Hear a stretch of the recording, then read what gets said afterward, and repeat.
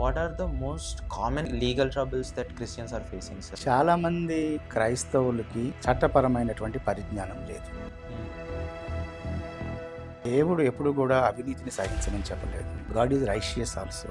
చట్టం కూడా దేవుడిచ్చింది, రాజ్యాంగం కూడా దేవుడిచ్చింది. అంటే కంప్లైంట్ చేస్తే దేవునికి వ్యతిరేకమేమో అని చాలా మంది అనుకుంటారు. దేవుడు ఆ రకంగా మనకు చెప్పలేదు.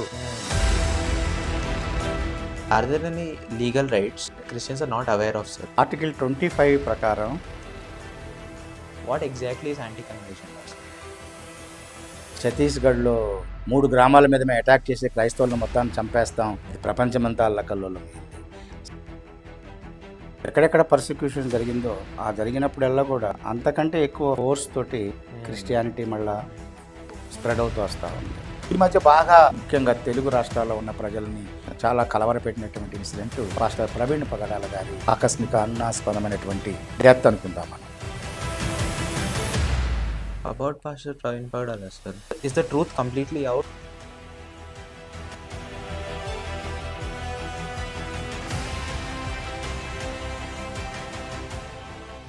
Hello people, welcome back to another special episode of the Echoes of Grace podcast. This is your host, your brother in Christ, Abhishek here. Thank you so much for this amazing love, this amazing support that you guys are giving us. Meeru lekapothe this podcast is not there. Keep supporting this podcast, keep sharing this podcast. Every share that you do is a soul that you guys are winning. So do not miss out on this amazing opportunity to serve God indirectly. Really excited about this special episode. Welcome to Disc 6. First of all, thank you so much for tuning in. Coming to today's guest, I'm joined by a very special man అండి. దేవుడు మనము దేవుని పిల్లలుగా ఉన్నప్పుడు God has given us a certain amount of authority. Spiritual రైల్మ్లో ఒక Christian లాగా దేవుడు మనకి ఇచ్చిన ఒక అథారిటీ ఉన్నది. కానీ I'm join today by a man who holds authority both in the spiritual and in the natural. It's none other than doctor K. Baburao IPS. He was a former additional DGP for the government of MP. He has done a lot of work for the police. He's an amazing man. Chala down to earth, chala humble. It's just a very special episode. We have spoken a lot of things from Christian legal rights, Christian persecution, asal persecution enduku jarugutundi, what are the legal rights that Christians have, and can you evangelize on the streets legally? Is it okay? Christians ekkada legal ga lack aitunaru. So today's episode is definitely an eye opener because నాకు తెలియని చాలా rights, నాకు తెలియని చాలా acts, నాకు తెలియని చాలా fundamental rights గురించి నేను పర్సనల్గా నేర్చుకున్నాను. And I know every single one of you will learn a lot out of this podcast. Thank you so much for tuning in. Yes, share this podcast with every single person that you know. మీకు తెలిసిన ప్రతి క్రైస్తవుడు, మీకు తెలిసిన anyone in general, you can just share this because every share that you do is a soul that you win. That is what we tell you guys. So yes, share this podcast, keep supporting this podcast. Thank you so much for this amazing love that you guys are giving us. I'll see you in a bit. Welcome to Disc 6, Christian Legal Rights 101 with Dr. K. Baburao IPS. Here we go. జనములకు ప్రవక్తగా నన్ను నియమించావయ్యా, నా తల్లి గర్భమునందే ప్రతిష్ఠించావయ్యా. జనములకు ప్రవక్తగా నన్ను నియమించావయ్యా, నా తల్లి గర్భమునందే ప్రతిష్ఠించావయ్యా. Praise the Lord, sir. Praise the Lord. Thank you so much for being here. And today I'm joined with a very special guest.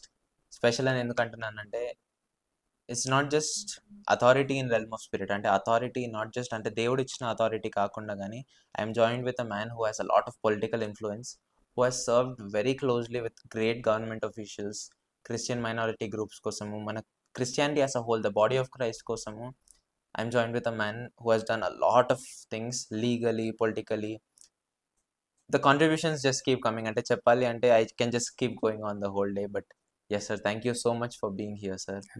And before we start off with legal rights and before we start off with the whole political aspect of this Christianity thing, sir, మీ గురించి మీరు చెప్పాలనుకుంటున్నారా sir? అంటే how did you get to know God? Because a man of influence, usually the picture outside is Christians are a very weak segment of the society. Christians do not have much authority అని అంటారు. కానీ మీరు IPS and you're also the national president of CRII. So even after holding such authority, అంటే గవర్నమెంట్లో ఇంత authority ఉన్నా కానీ నేషన్లో ఇంత అథారిటీ ఉన్నా కానీ you're still sticking as a Christian. So how did you start off sir? మీరు దేవుడిని ఎలా తెలుసుకున్నారు? What was your story behind it sir? Thank you Abhishek for inviting me to this thank you sir. Podcast interview. మొట్టమొదటిసారిగా చెప్పాలంటే నేను స్టూడెంట్గా ఉన్నప్పుడే దేవుడిని తెలుసుకున్నాను. I born and brought up in a Christian family. Okay. But though నాకు ప్రభు అంటే ఏంటి, యేసు అంటే ఏంటి తెలుసు, కానీ I didn't have that salvation experience. So నేను ఇంటర్మీడియట్ చదువుతున్నప్పుడు ఒక ట్రైన్లో ప్రయాణం చేస్తూ ఉన్నప్పుడు ఓకే. సో నాతో పాటు కొంతమంది సహ ప్రయాణికులు ఉన్నారు. వాళ్ళల్లో I was studying in Andhra Christian college Guntur. Okay. So Laila college, Stella college నుంచి విజయవాడ నుంచి ఒక సిస్టరు వాళ్ళు కొంతమంది వాళ్ళు కూడా అదే ట్రైన్లో ప్రయాణం చేస్తున్నప్పుడు she asked me whether do you know, are you Christian? Then I told I am a Christian. Do you know Christ? Yes తెలుసు. But are you saved? So వాళ్ళు అడిగినప్పుడు then I thought of asking yes I know but whether I'm saved or not అనేది. అప్పుడు she explain me what is salvation and all those things. So అప్పుడు నేను ఆ ట్రైన్లోనే Jesus క్రైస్ట్ని సేవియర్గా యాక్సెప్ట్ చేశాను. సో రిపెంట్ అయ్యి నన్ను నేను ఆయనకి సమర్పించుకున్నాను. That is how I was saved. So my family, my father, mother, they used to go to this Hebron, this fellowship. So then my parents used to stay in nearby Markapur, so in Prakasham district now. So there I also used to go whenever I go to this thing. But అప్పటి నుంచి మళ్ళీ అక్కడికి వెళ్ళటం, ఆ తర్వాత అదే 1-2 నెలల తర్వాత ఒక యూత్ కాన్ఫరెన్స్ ఇక్కడ జరిగింది హెబ్రోన్లో, హైదరాబాద్లో. సో అక్కడికి రావటం యూత్ మీటింగ్కి. సో కార్నివాల్లో ఉంటాం, ఆ తర్వాత భక్త్ సింగ్ గారి చేత బాప్తిస్మం తీసుకోవటం, అలా నా స్పిరిచువల్ లైఫ్ స్టార్ట్ అయింది. ఓకే. అండ్ అంటే usually the thing with people who ఇలా సేవ్ అయిన వాళ్ళు సార్, అంటే బై బర్త్ క్రిస్టియన్ ఫ్యామిలీస్లో పుట్టినా కానీ తర్వాత దేవుడిని తెలుసుకున్నా కానీ చాలామంది సాక్ష్యాలు వింటే ఎలా ఉంటుందంటే, నేను దేవుడిని తెలుసుకున్నా, I have to become a pastor, I have to go and preach, I have to save many souls అని. Yes, you are doing that obviously, మీరు కూడా ప్రీచ్ చేస్తున్నారు, you are also doing an amazing work in the kingdom of God, sir. But other than this kingdom of God, how did you get into law enforcement, sir? అంటే IPS is not a small thing. ఎన్నో లక్షల మంది, కోట్ల మంది రాస్తే ఎవరో ఒక్కరికి people are hand picked out of that. So how did you get into that, sir? How did you get into the legal side of this system? Why did you choose public service? ఎందుకు ఇలా why did your career shift this way? యాక్చువల్గా civil సర్వీస్లోకి రావాలని మొదట్లో నేను అనుకోలేదు. My parents and even myself, I wanted to become a doctor. Okay. So అయితే ఇంటర్మీడియట్లో నేను చక్కగా చదివేవాడిని కాదు. Okay. Since I came from rural background. ఒకసారి సిటీకి వచ్చేసిన తర్వాత సో సినిమా హాల్ అన్నీ మావే ఉండేవి అనమాట. I use to see lot of movies. I had passion towards acting. కాలేజీలో కూడా నేను యాక్ట్ చేసేవాడిని, ప్లేస్ చేసేవాడిని, ఇవన్నీ ఉండేవి అనమాట. So I wasted lot of time. So it was by God's grace నేను సీనియర్ ఇంటర్మీడియట్ ఉన్నప్పుడు సేవ్ అయ్యాను. అప్పటి నుంచి I started working for God. And అక్కడే హెబ్రోన్ చర్చ్కి వెళ్తూ ఉండేవాళ్ళము. వీకెండ్స్లో ఎల్లప్పుడు సండే అయిన తర్వాత గాస్పల్ అవుట్రీచ్కి వెళ్తూ ఉండేవాళ్ళము. సో ఇవన్నీ చేస్తూ ఉండేవాళ్ళము. At the same time I didn't believe that దేవుణ్ణి నమ్ముకున్నాము అంటే అందరూ సేవకులే కావాలనుకోవటం అది కరెక్ట్ కాదు నా ఉద్దేశం. Wherever you are placed by the God, so you should be an example, you should live for God there. And you should set దేవుడు ఏం చెప్పాడు Matthew 5:16లో, so you are the light of the world. దేవుని యొక్క లైట్ని నువ్వు ఎక్కడున్నా కానీ నువ్వు రిఫ్రాక్ట్ చేయొచ్చు. It is not a reflection, it is radiation. దేవుని యొక్క లైట్ని మీరు రేడియేట్ చేయాలన్నమాట. So that I believe. And wear ever he placed, so I wanted to become a doctor, but I couldn't score that much of marks in intermediate. So then I shifted my subjects from science to humanities. Okay. So then I was encouraged to go for civil services. If I cannot become a doctor, then I should become a collector. That was the idea at that time. So gradually I worked in bank also for some time as a probationary officer. And instead of collector, I became IPS officer instead of IAS. Mm. Actually, I thought of becoming IAS. Mm. God Yes. chosen me for IPS. Mm. That is how I came here. Mm.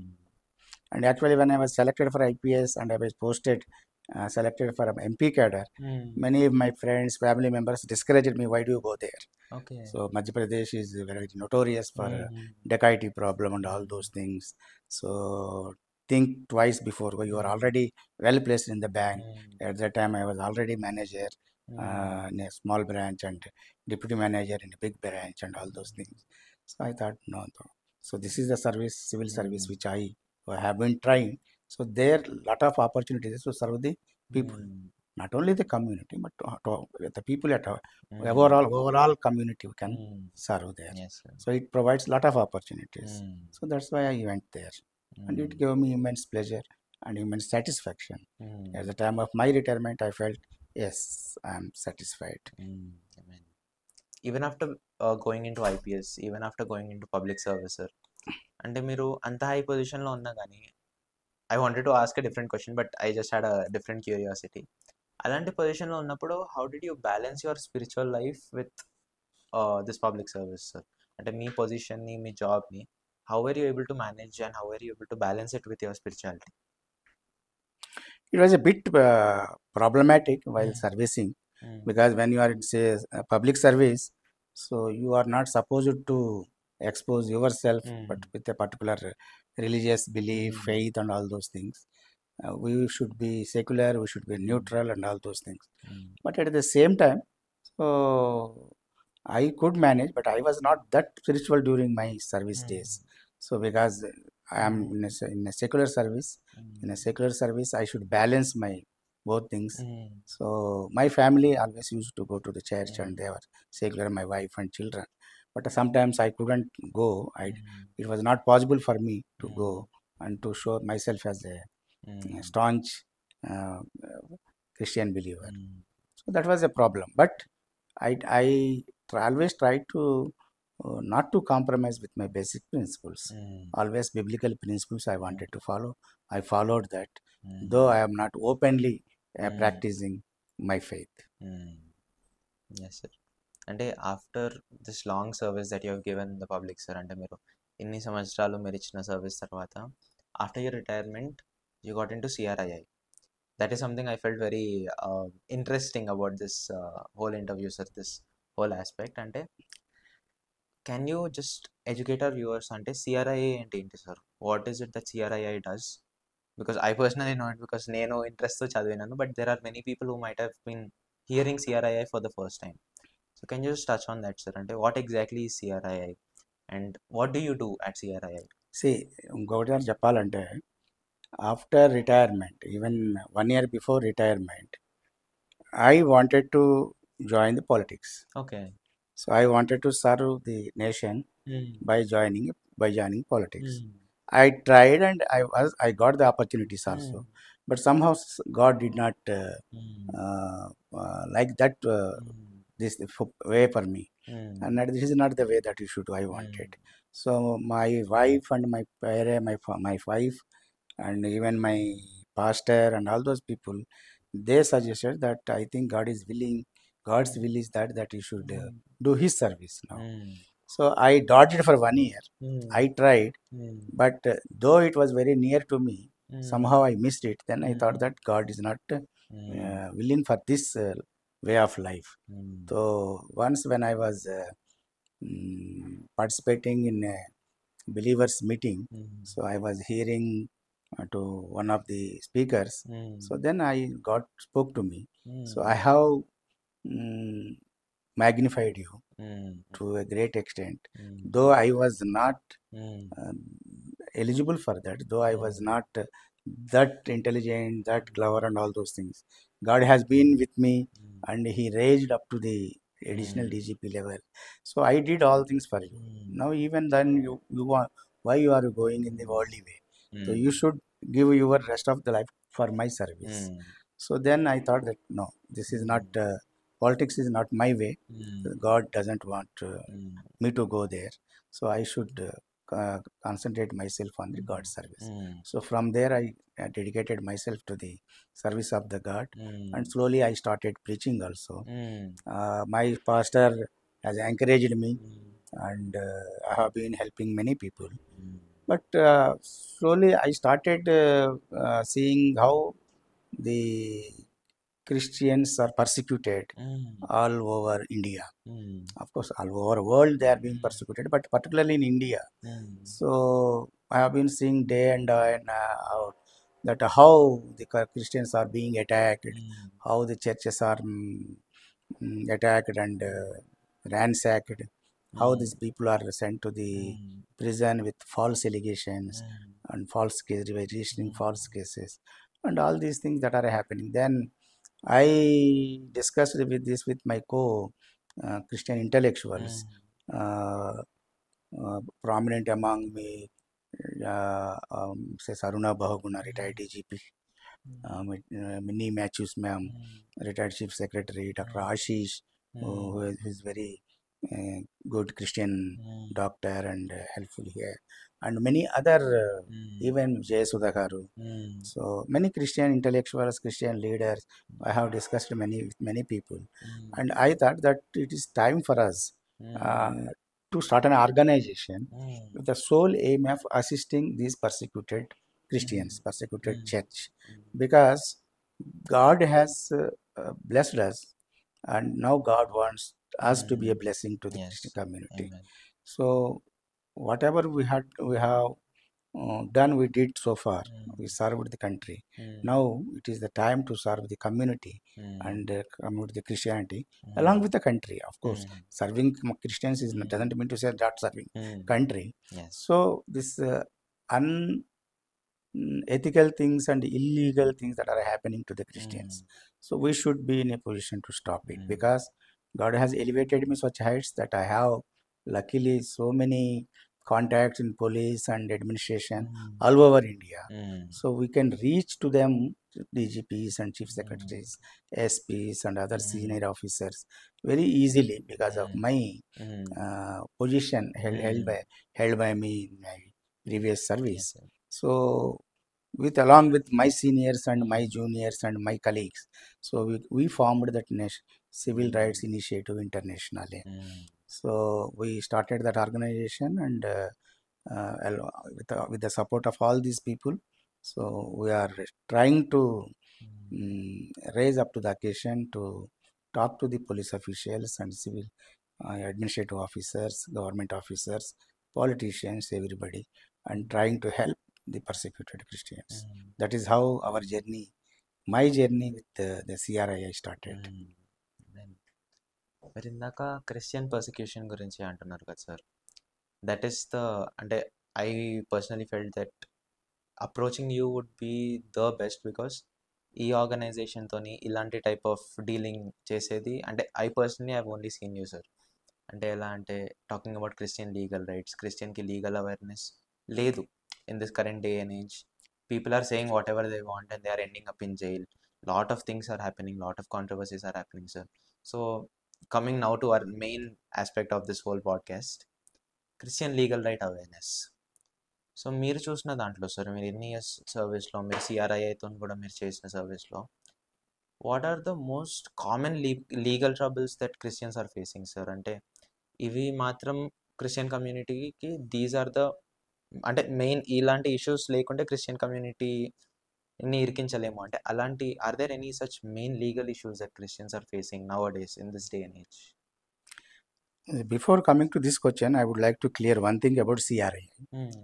The CRIA is Civil Rights Initiative International. Though we are working at present for the rights of the Christians and those who are persecuted, but the main objective is not only the Christians. Wherever the civil rights are being violated, there we are attending. Maybe tribals, maybe Dalits, maybe with Muslims, maybe with other communities. So like Hindus are persecuted in Bangladesh, there also we spoke against that, because irrespective of any religion, irrespective of any community, irrespective of any section of the people, so wherever their fundamental rights, their civil rights or violated, so Mm. we raise our voice and we Mm. try to help them. Mm. That is one thing. Mm. And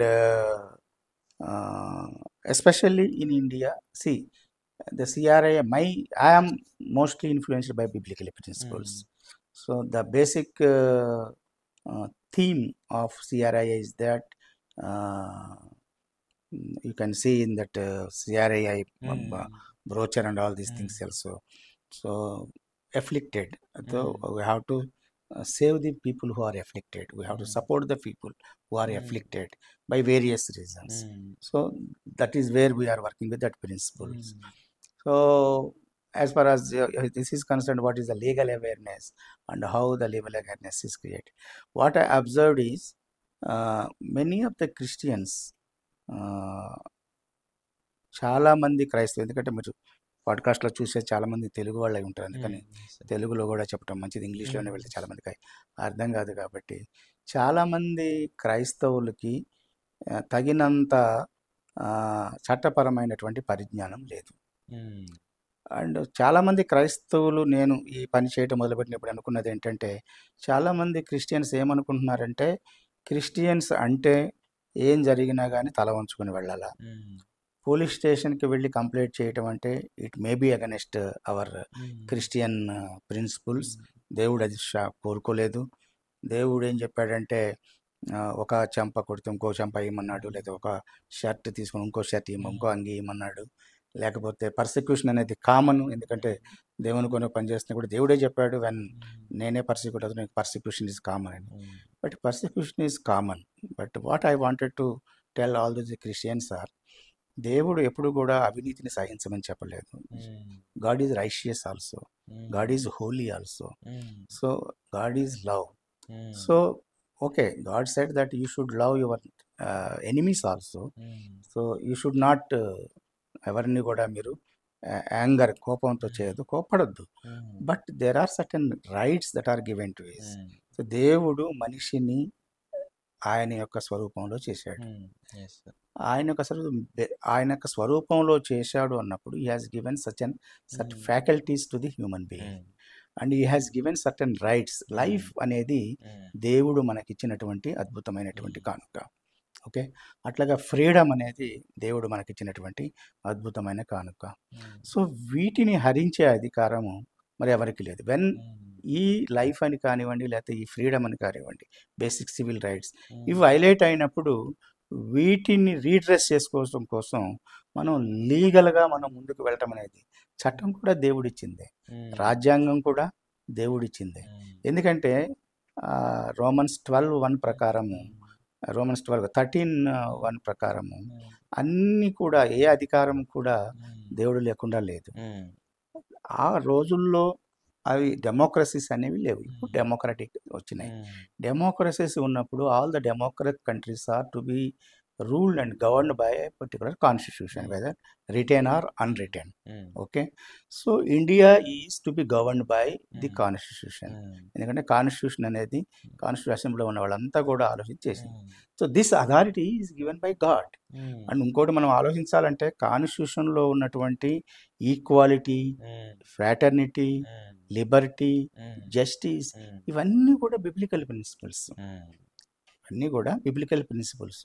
ఒరిజినల్గా Indian society is not equality based, not egalitarian society. It is a hierarchical society based on certain divisions, certain sections.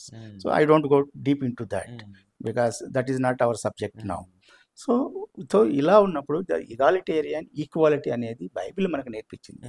అందరినీ సమానంగా సృష్టించాడు. ఇది Bible చెప్తుంది కదా, Greek దేశస్తుడు లేడు, యూదుడు లేడు, అందరూ సమానమే. పురుషుడు లేడు, స్త్రీ లేడు, అందరూ సమానమే. సో అందరూ సమానంగా ఉండేటటువంటిది బిబ్లికల్ ప్రిన్సిపల్స్. సో ఈ today's in India has being influenced a lot by the biblical principles. ఈరోజు ఇండియా ఉందంటే, ఈ ఫ్రీడమ్ ఉందంటే బై బిబ్లికల్ ప్రిన్సిపల్స్ ద్వారా మనం నడుస్తూ ఉన్నాం. సో కాన్స్టిట్యూషన్ ఏదైతే రైట్స్ మనకిచ్చిందో, ఏ కాన్స్టిట్యూషన్ అనుసరించి ప్రతి గవర్నమెంటు ఈ దేశాన్ని పరిపాలించాలో, ఎప్పుడైతే కాన్స్టిట్యూషన్కి వ్యతిరేకంగా ఏదైనా చట్టం చేసినప్పుడు అది కాన్స్టిట్యూషన్కు అనుకూలంగా లేదు కాబట్టి, రాజ్యాంగానికి విరోధంగా ఉంది కాబట్టి ఎవరికైనా కానీ సుప్రీంకోర్టు దాకా వెళ్ళి దాన్ని ఛాలెంజ్ చేయడానికి అవకాశం ఉంది. దాన్ని జ్యుడిషియల్ రివ్యూ చేసేటటువంటి అధికారం సుప్రీంకోర్టు ఇవ్వబడింది. కాబట్టి అల్టిమేట్లీ సుప్రీంకోర్టు ఏం చేస్తుంది, whether it is in accordance with the constitution or not, any law passed by the any government. So constitution ప్రకారం లేదు కాబట్టి this is null and void, this is ultra vires, because it doesn't comply with the basic principles of the constitution. అలాంటప్పుడు రాజ్యాంగం మనకిచ్చినటువంటి అధికారాలని, రాజ్యాంగం ద్వారా దేవుడు మనకిచ్చినటువంటి అధికారాలను ఉపయోగించుకోకపోతే, being a Christian you are a passive Christian, you are not an active Christian. దేవుడు ఎప్పుడు కూడా ఏ క్రైస్తవుడిని కూడా నిష్క్రియ క్రైస్తవుడుగా ఉండమని కోరల. దేవుడు ఎప్పుడు కూడా అవినీతిని ఎదిరించమని కోరాడు. ఎందుకంటే 58 యెషయా 58 7th నుంచి మనం 11th వరకు చూస్తే ఏముంది, ఉపవాసం అంటే ఏంటి, బలి అంటే ఏంటి దేవుడు చెప్పాడు. అలాగనే దేవుడు చాలా చోట్ల వాక్యంలో బైబిల్లో చాలా ఉన్నాయి. ఇక్కడ I don't want to quote here all those things now. So many వర్సెస్లో చోట్లలో రైషియస్నెస్ అనేది చాలా ఇంపార్టెంట్. మనం ఇంకోటి ఆ పరిశీలికి ఏం చెప్పారు, మీరు 10వ వంతు అన్నీ ఇస్తామన్నారు, పుదీనాలోనూ ఇస్తున్నారు, అన్నిట్లోనూ ఇస్తున్నారు, కానీ మీరు నీతిని, దేవుని ప్రేమను మర్చిపోతున్నారు అన్నారు. సో నీతి అనేది అంటే ఏంటి, జస్టిస్. సో ఎప్పుడైతే ఇంజస్టిస్ జరుగుతుందో దాన్ని క్వశ్చన్ చేసేటటువంటి అధికారం క్రిస్టియన్స్కి ఉంది. అది క్వశ్చన్ చేయకపోతే you are not a Christian in fact. So that's why I always try to educate these Christians that you should go to, that is a law, that is a right given by us. Whenever you are attacked, whenever some injustice is done, you should go to the police station to redress you should not retaliate with the person. ఆ పర్సన్తో retaliate చేయబాకండి, తిరిగి కొట్టబాకండి. మీరు దానికి బదులుగా మీరు చట్టానికి వెళ్ళండి, తర్వాత దేవుడు చూసుకుంటాడు. దేవుడు ఎవరంటే అన్నీ నేను చూసుకుంటాను, అదే కదా తీర్పు, ఉగ్రత నా వదిలేసాను, తీర్పు నేను చూసుకుంటాను. బట్ దేవుడు ఈ లోకంలో ఉన్నప్పుడు చట్టం ద్వారా, రాజ్యాంగం ద్వారా దాన్ని, ఆ అవకాశాన్ని మనకు కల్పించాడు. కాబట్టి ప్రతి క్రైస్తవుడు ఎప్పుడైతే వాళ్ళ మీద అటాక్ జరుగుతుందో, వాళ్ళ మీద అన్యాయంగా ఒకళ్ళు ఎప్పుడైతే దాడి చేస్తారో, లేకపోతే వాళ్ళ మనోభావాలను కించపరుస్తారో, దేవుణ్ణి కించపరుస్తారో, వాళ్ళు చట్టంలో మనకిచ్చినటువంటి అన్ని అధికారాలు ఉపయోగించుకుంటూ పోలీస్ స్టేషన్కి వెళ్ళి కంప్లైంట్ ఇవ్వాలి. కంప్లైంట్ ఇచ్చి ముందు ఎఫ్ఐఆర్ రిజిస్ట్రేషన్ చేయాలి. అది నేను మెయిన్గా మనకున్నటువంటి క్రిస్టియన్స్కి ఈ అవేర్నెస్ తీయడానికి చూస్తుంది. లేకపోతే ఏమైంది, మొన్న ఈ మధ్యన సంగారెడ్డిలో ఒక ఇన్సిడెంట్ జరిగింది. మే 2వ తారీఖున వాళ్ళు ఒక చోట ప్రార్థన చేసుకుంటా ఉంటే కొంతమంది క్రైస్తవ వ్యతిరేకులు అటాక్ చేశారు, కొట్టారు. వాళ్ళ మీద కొట్టి తిట్టి వాళ్ళ చేత జయశ్రీమని అనిపించి ఇంకోటి అనిపించి ఈ రోజుల్లో చాలా జరుగుతూ ఉన్నాయి. సో చేస్తూ వాళ్ళు ఏం చేస్తున్నారంటే వాళ్ళే పోలీసులు కంప్లైంట్ ఇస్తున్నారు. క్రైస్తవులు ఏం చేశారు, వీళ్ళు పోదులే ఎందుకులే, దీనికి ఇంత దానికి ఎందుకులే చూసుకుందామని కంప్లైంట్ ఇవ్వలేదు.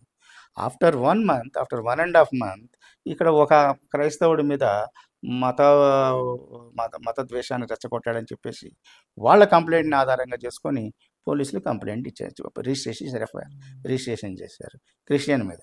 మనం అడుగుతున్నాం, మీరు చేశారా, మీరు కంప్లైంట్ చేశారా ఇన్సిడెంట్ జరిగినప్పుడు?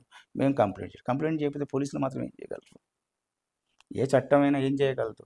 కాబట్టి మీరు వాళ్ళు చేస్తారా లేదా అనేది మీకు అనవసరం. వాళ్ళు మీ మీద అబద్ధపు కంప్లైంట్ చేస్తున్నారా అనేది వేరే విషయం. మీరు జరిగినట్టుగా అబద్ధాలు మీరు చెప్పొద్దు, లేని రాయొద్దు. జరిగినట్టుగా పోలీస్ స్టేషన్లో కంప్లైంట్ చేయటం అనేది అది మన బైబిల్కి కానీ లేదా మన విశ్వాసానికి కానీ వ్యతిరేకం కాదు. దాని అసలు చేయకపోవటం అనేది దేవునికి వ్యతిరేకంగా చేసింది అని చెప్పేసి నేను నమ్ముతున్నాను. అది అందరికీ చెప్పడానికి ప్రయత్నం చేస్తూ ఉన్నాను. ఇంకా రైట్స్ చాలా ఉన్నాయి, Christian rights. We will go in to that. So at this junction do you want to interact and intervene anything? I have sir. అంటే మీరు కూడా అంటే one big stigma that is broken అంటే నాకు అనిపించింది పర్సనల్గా ఏంటంటే, ఇప్పుడు మీరు చెప్పినట్టు దేవునికి కంప్లైంట్ చేస్తే దేవునికి వ్యతిరేకమేమో అని చాలా మంది అనుకుంటారు. దేవుడు ఆ రకంగా మనకు చెప్పలేదు అని అనేటట్టు అనుకునే వాళ్ళు చాలా మంది ఉన్నారు. లాస్ట్ ఇయర్ అనుకుంటాను. So they are going for gospel. వాళ్ళు పోలీసులకు ఇన్ఫార్మ్ చేశారు, పోలీసుల పర్మిషన్ కూడా తీసుకున్నారు, చాలా మంది తీసుకుంటున్నారు, పోలీసులకు ఇన్ఫార్మ్ చేస్తున్నారు. అయినప్పటికీ కూడా కొంతమంది క్రైస్తవ వ్యతిరేకులు వాళ్ళ దీని ప్రకారం అటాక్ చేస్తున్నారు. ఇక్కడ ఒక బస్సుతో వెళ్తున్నప్పుడు అల్వాల్లోనో బొలారంలోనో అది ఇన్సిడెంట్ జరిగింది. చాలామంది వచ్చి వాళ్ళందరిని తిట్టారు. మీకు మనుషులా కాదా? మీరు ఎందుకు ప్రచారం చేస్తున్నారు? ఇది ఎందుకు చేస్తున్నారు? మీరు చేయడానికి వీల్లేదు. మేము వద్దని చెప్తున్నాం. ఎందుకు చేస్తున్నారు? కాల్చి పలిచేస్తాం మీ పాంప్లెట్స్‌ని, బైబిల్స్‌ని చాలా రకాలుగా వాటిని అది వాళ్ళే వీడియో తీసి వాళ్ళే వైరల్ చేస్తున్నారు మళ్ళీ పైగా. అటాక్ చేసిన వాళ్ళు. అటాక్ చేసిన వాళ్ళే ఎవరో వీడియో తీస్తున్నారు. దాన్నే వైరల్ చేస్తున్నారంటే చూసావా మేము ఎంత గొప్ప పని చేశాము అని చెప్పేసి. అది వచ్చినప్పుడు ఆ సంబంధిత తెలిసినటువంటి ఏ చర్చికి సంబంధించిందో ఆ చర్చికి సంబంధించిన వాళ్ళతోటి అల్వాల్ పాస్టర్స్ ఫెలోషిప్ అనుకుంటాను, దాంతో మాట్లాడుతున్న ప్రయత్నం చేసాం. ఆ తర్వాత అది కూడా బహుశా హెబ్రోన్ సహవాసానికి సంబంధించినటువంటి బ్రాంచి, నేను బ్రాంచ్ పేరు చెప్పను. అక్కడికి వచ్చాను, మ్యాన్ ఆఫ్ గాడ్ తోటి కూడా మాట్లాడాను, అక్కడ చర్చ్ పెద్దలతో కూడా మాట్లాడాను. మీరు ఎఫ్ఐఆర్ చేయాలి, కేసు పెట్టాలి, మీకేం కాదు, మేమున్నాము, నేను మాట్లాడతాను పోలీసులతో, మీరు వెళ్ళండి, బట్ కంప్లైంట్ మీరే ఇవ్వాలి అని చెప్పాను. నేను చెప్పినప్పుడు మేము పెద్ద హెడ్ ఆఫీస్ తోటి ఒకసారి మాట్లాడి చెప్తామయ్యా అన్నారు. తర్వాత వాళ్ళు భయపడ్డప్పుడు అల్వాల్ పాస్టర్స్ ఫెలోషిప్ నుంచి ఆ లీడర్స్ వెళ్ళి వాళ్ళు పోలీస్కి ఎస్సీఐకి కంప్లైంట్ ఇచ్చి కేసు రిజిస్ట్రేషన్ చేయాల్సి వచ్చేస్తుంది అనమాట. సో ఇలాంటి ఇన్సిడెంట్స్ వచ్చినప్పుడు so I get lot of distract అవుతూ ఉంటాం, డిస్సాటిస్ఫై అవుతూ ఉంటాం. ఎందుకంటే ఎందుకు మన క్రైస్తవులు వాళ్ళకి ఉన్నటువంటి స్వాభావికమైనటువంటి హక్కులను ఉపయోగించుకోలేకపోతున్నారు. న్యాచురల్ రైట్స్ని ఎందుకు ఉపయోగించారు? దేవుడు జీవించే హక్కు, డిగ్నిటీగా జీవించే హక్కు మనకి ఇచ్చాడు. దాన్ని రాజ్యాంగం ద్వారా మనకు దాన్ని గట్టిగా చూపించాడు. ప్రభుత్వాలు ఈ విధంగా ఉండాలి. No government no has any authority to take your law to life except as per the procedure established by the law. చట్టపరంగా కాకుండా చట్టానికి వ్యతిరేకంగా గవర్నమెంట్ కూడా అధికారం లేదు చేయటానికి, పోలీసులకు కూడా అధికారం లేదు చట్టకి వ్యతిరేకంగా చేయటానికి. అలాంటప్పుడు కొంతమంది అల్లరి మూకలు నీపై దాడి చేసి నిన్ను కొడితే, లేకపోతే మీరు ఆరాధన చేసుకుంటున్నప్పుడు మీ చర్చిల మీదకు వచ్చి చర్చిల్లో అటాక్ చేసి ధ్వంసం చేసి అన్నీ సిలువ పాడు చేసి లేకపోతే ఇంకోటి చేసి తర్వాత మీ మీదనే అబద్ధపు కంప్లైంట్లు పెట్టి మతం మారుస్తున్నారు, మత మార్పిడి చేస్తున్నారు, అది చేస్తున్నారు, ఇది చేస్తున్నారు అని చెప్పి కంప్లైంట్లు ఇచ్చి కేసు పెడుతున్నప్పుడు మీరు ఎందుకు డిఫెన్సివ్ అవుతా ఉన్నారు? చట్టం మనకి ఇచ్చినటువంటి అధికారాలను మనం ఎందుకు ఉపయోగించుకోవట్లేదు అనేది మనం ప్రశ్నించుకోవాలి. ఈ విషయంలో నేను ఎప్పుడు కూడా ఒక పౌలు గారి ఎగ్జాంపుల్ తీసుకుంటూ ఉంటాను.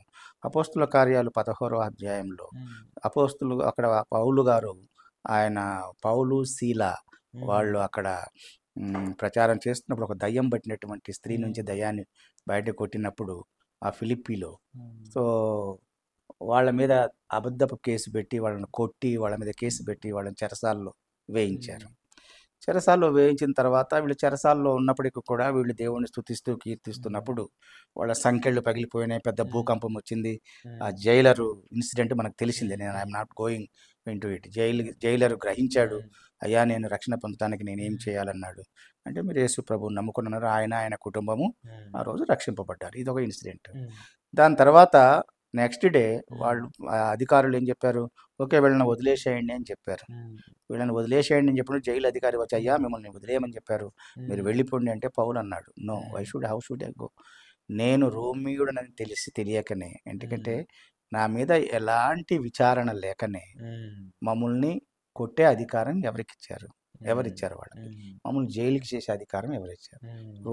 రోమా పౌర స్థితి ఆయనకున్నప్పుడు ఇద్దరు రోమియులు అయి ఉంటారు బహుశా, మేము రోమియులమని తెలిసినప్పుడు మేము ఎవరం అనేది మాకు విచారణ జరగకుండానే మమ్మల్ని జైలుకి పంపించి ఆ తర్వాత మమ్మల్ని బట్టలు పదిసి కొట్టించేటట్టు పనిచేసి ఎవరైతే వాళ్ళు వచ్చి మాకు స్వయంగా చెప్తేనే కానీ మేము వెళ్ళము అని చెప్పేసి. అంటే దాని ఉద్దేశం ఏంటంటే Paul is asserting is civil rights, is ఆ పౌరసత్వపు అధికారాన్ని అక్కడ అసర్ట్ చేసుకుంటున్నాడు. అది అధికారులు గ్రహించాలి. ఎందుకంటే ఏ దేశంలో మనం ఉన్నామో ఆ దేశంలో మనకి ఇచ్చినటువంటి అధికారాలు ఏంటి, ఆ పౌరసత్వం వల్ల మనకు వచ్చే అధికారం ఏంటి, ఆ అధికారాన్ని మనం వినియోగించుకోవాలని ఆ వాక్యం ద్వారా మనకు తెలియజేస్తూ ఉన్నారు.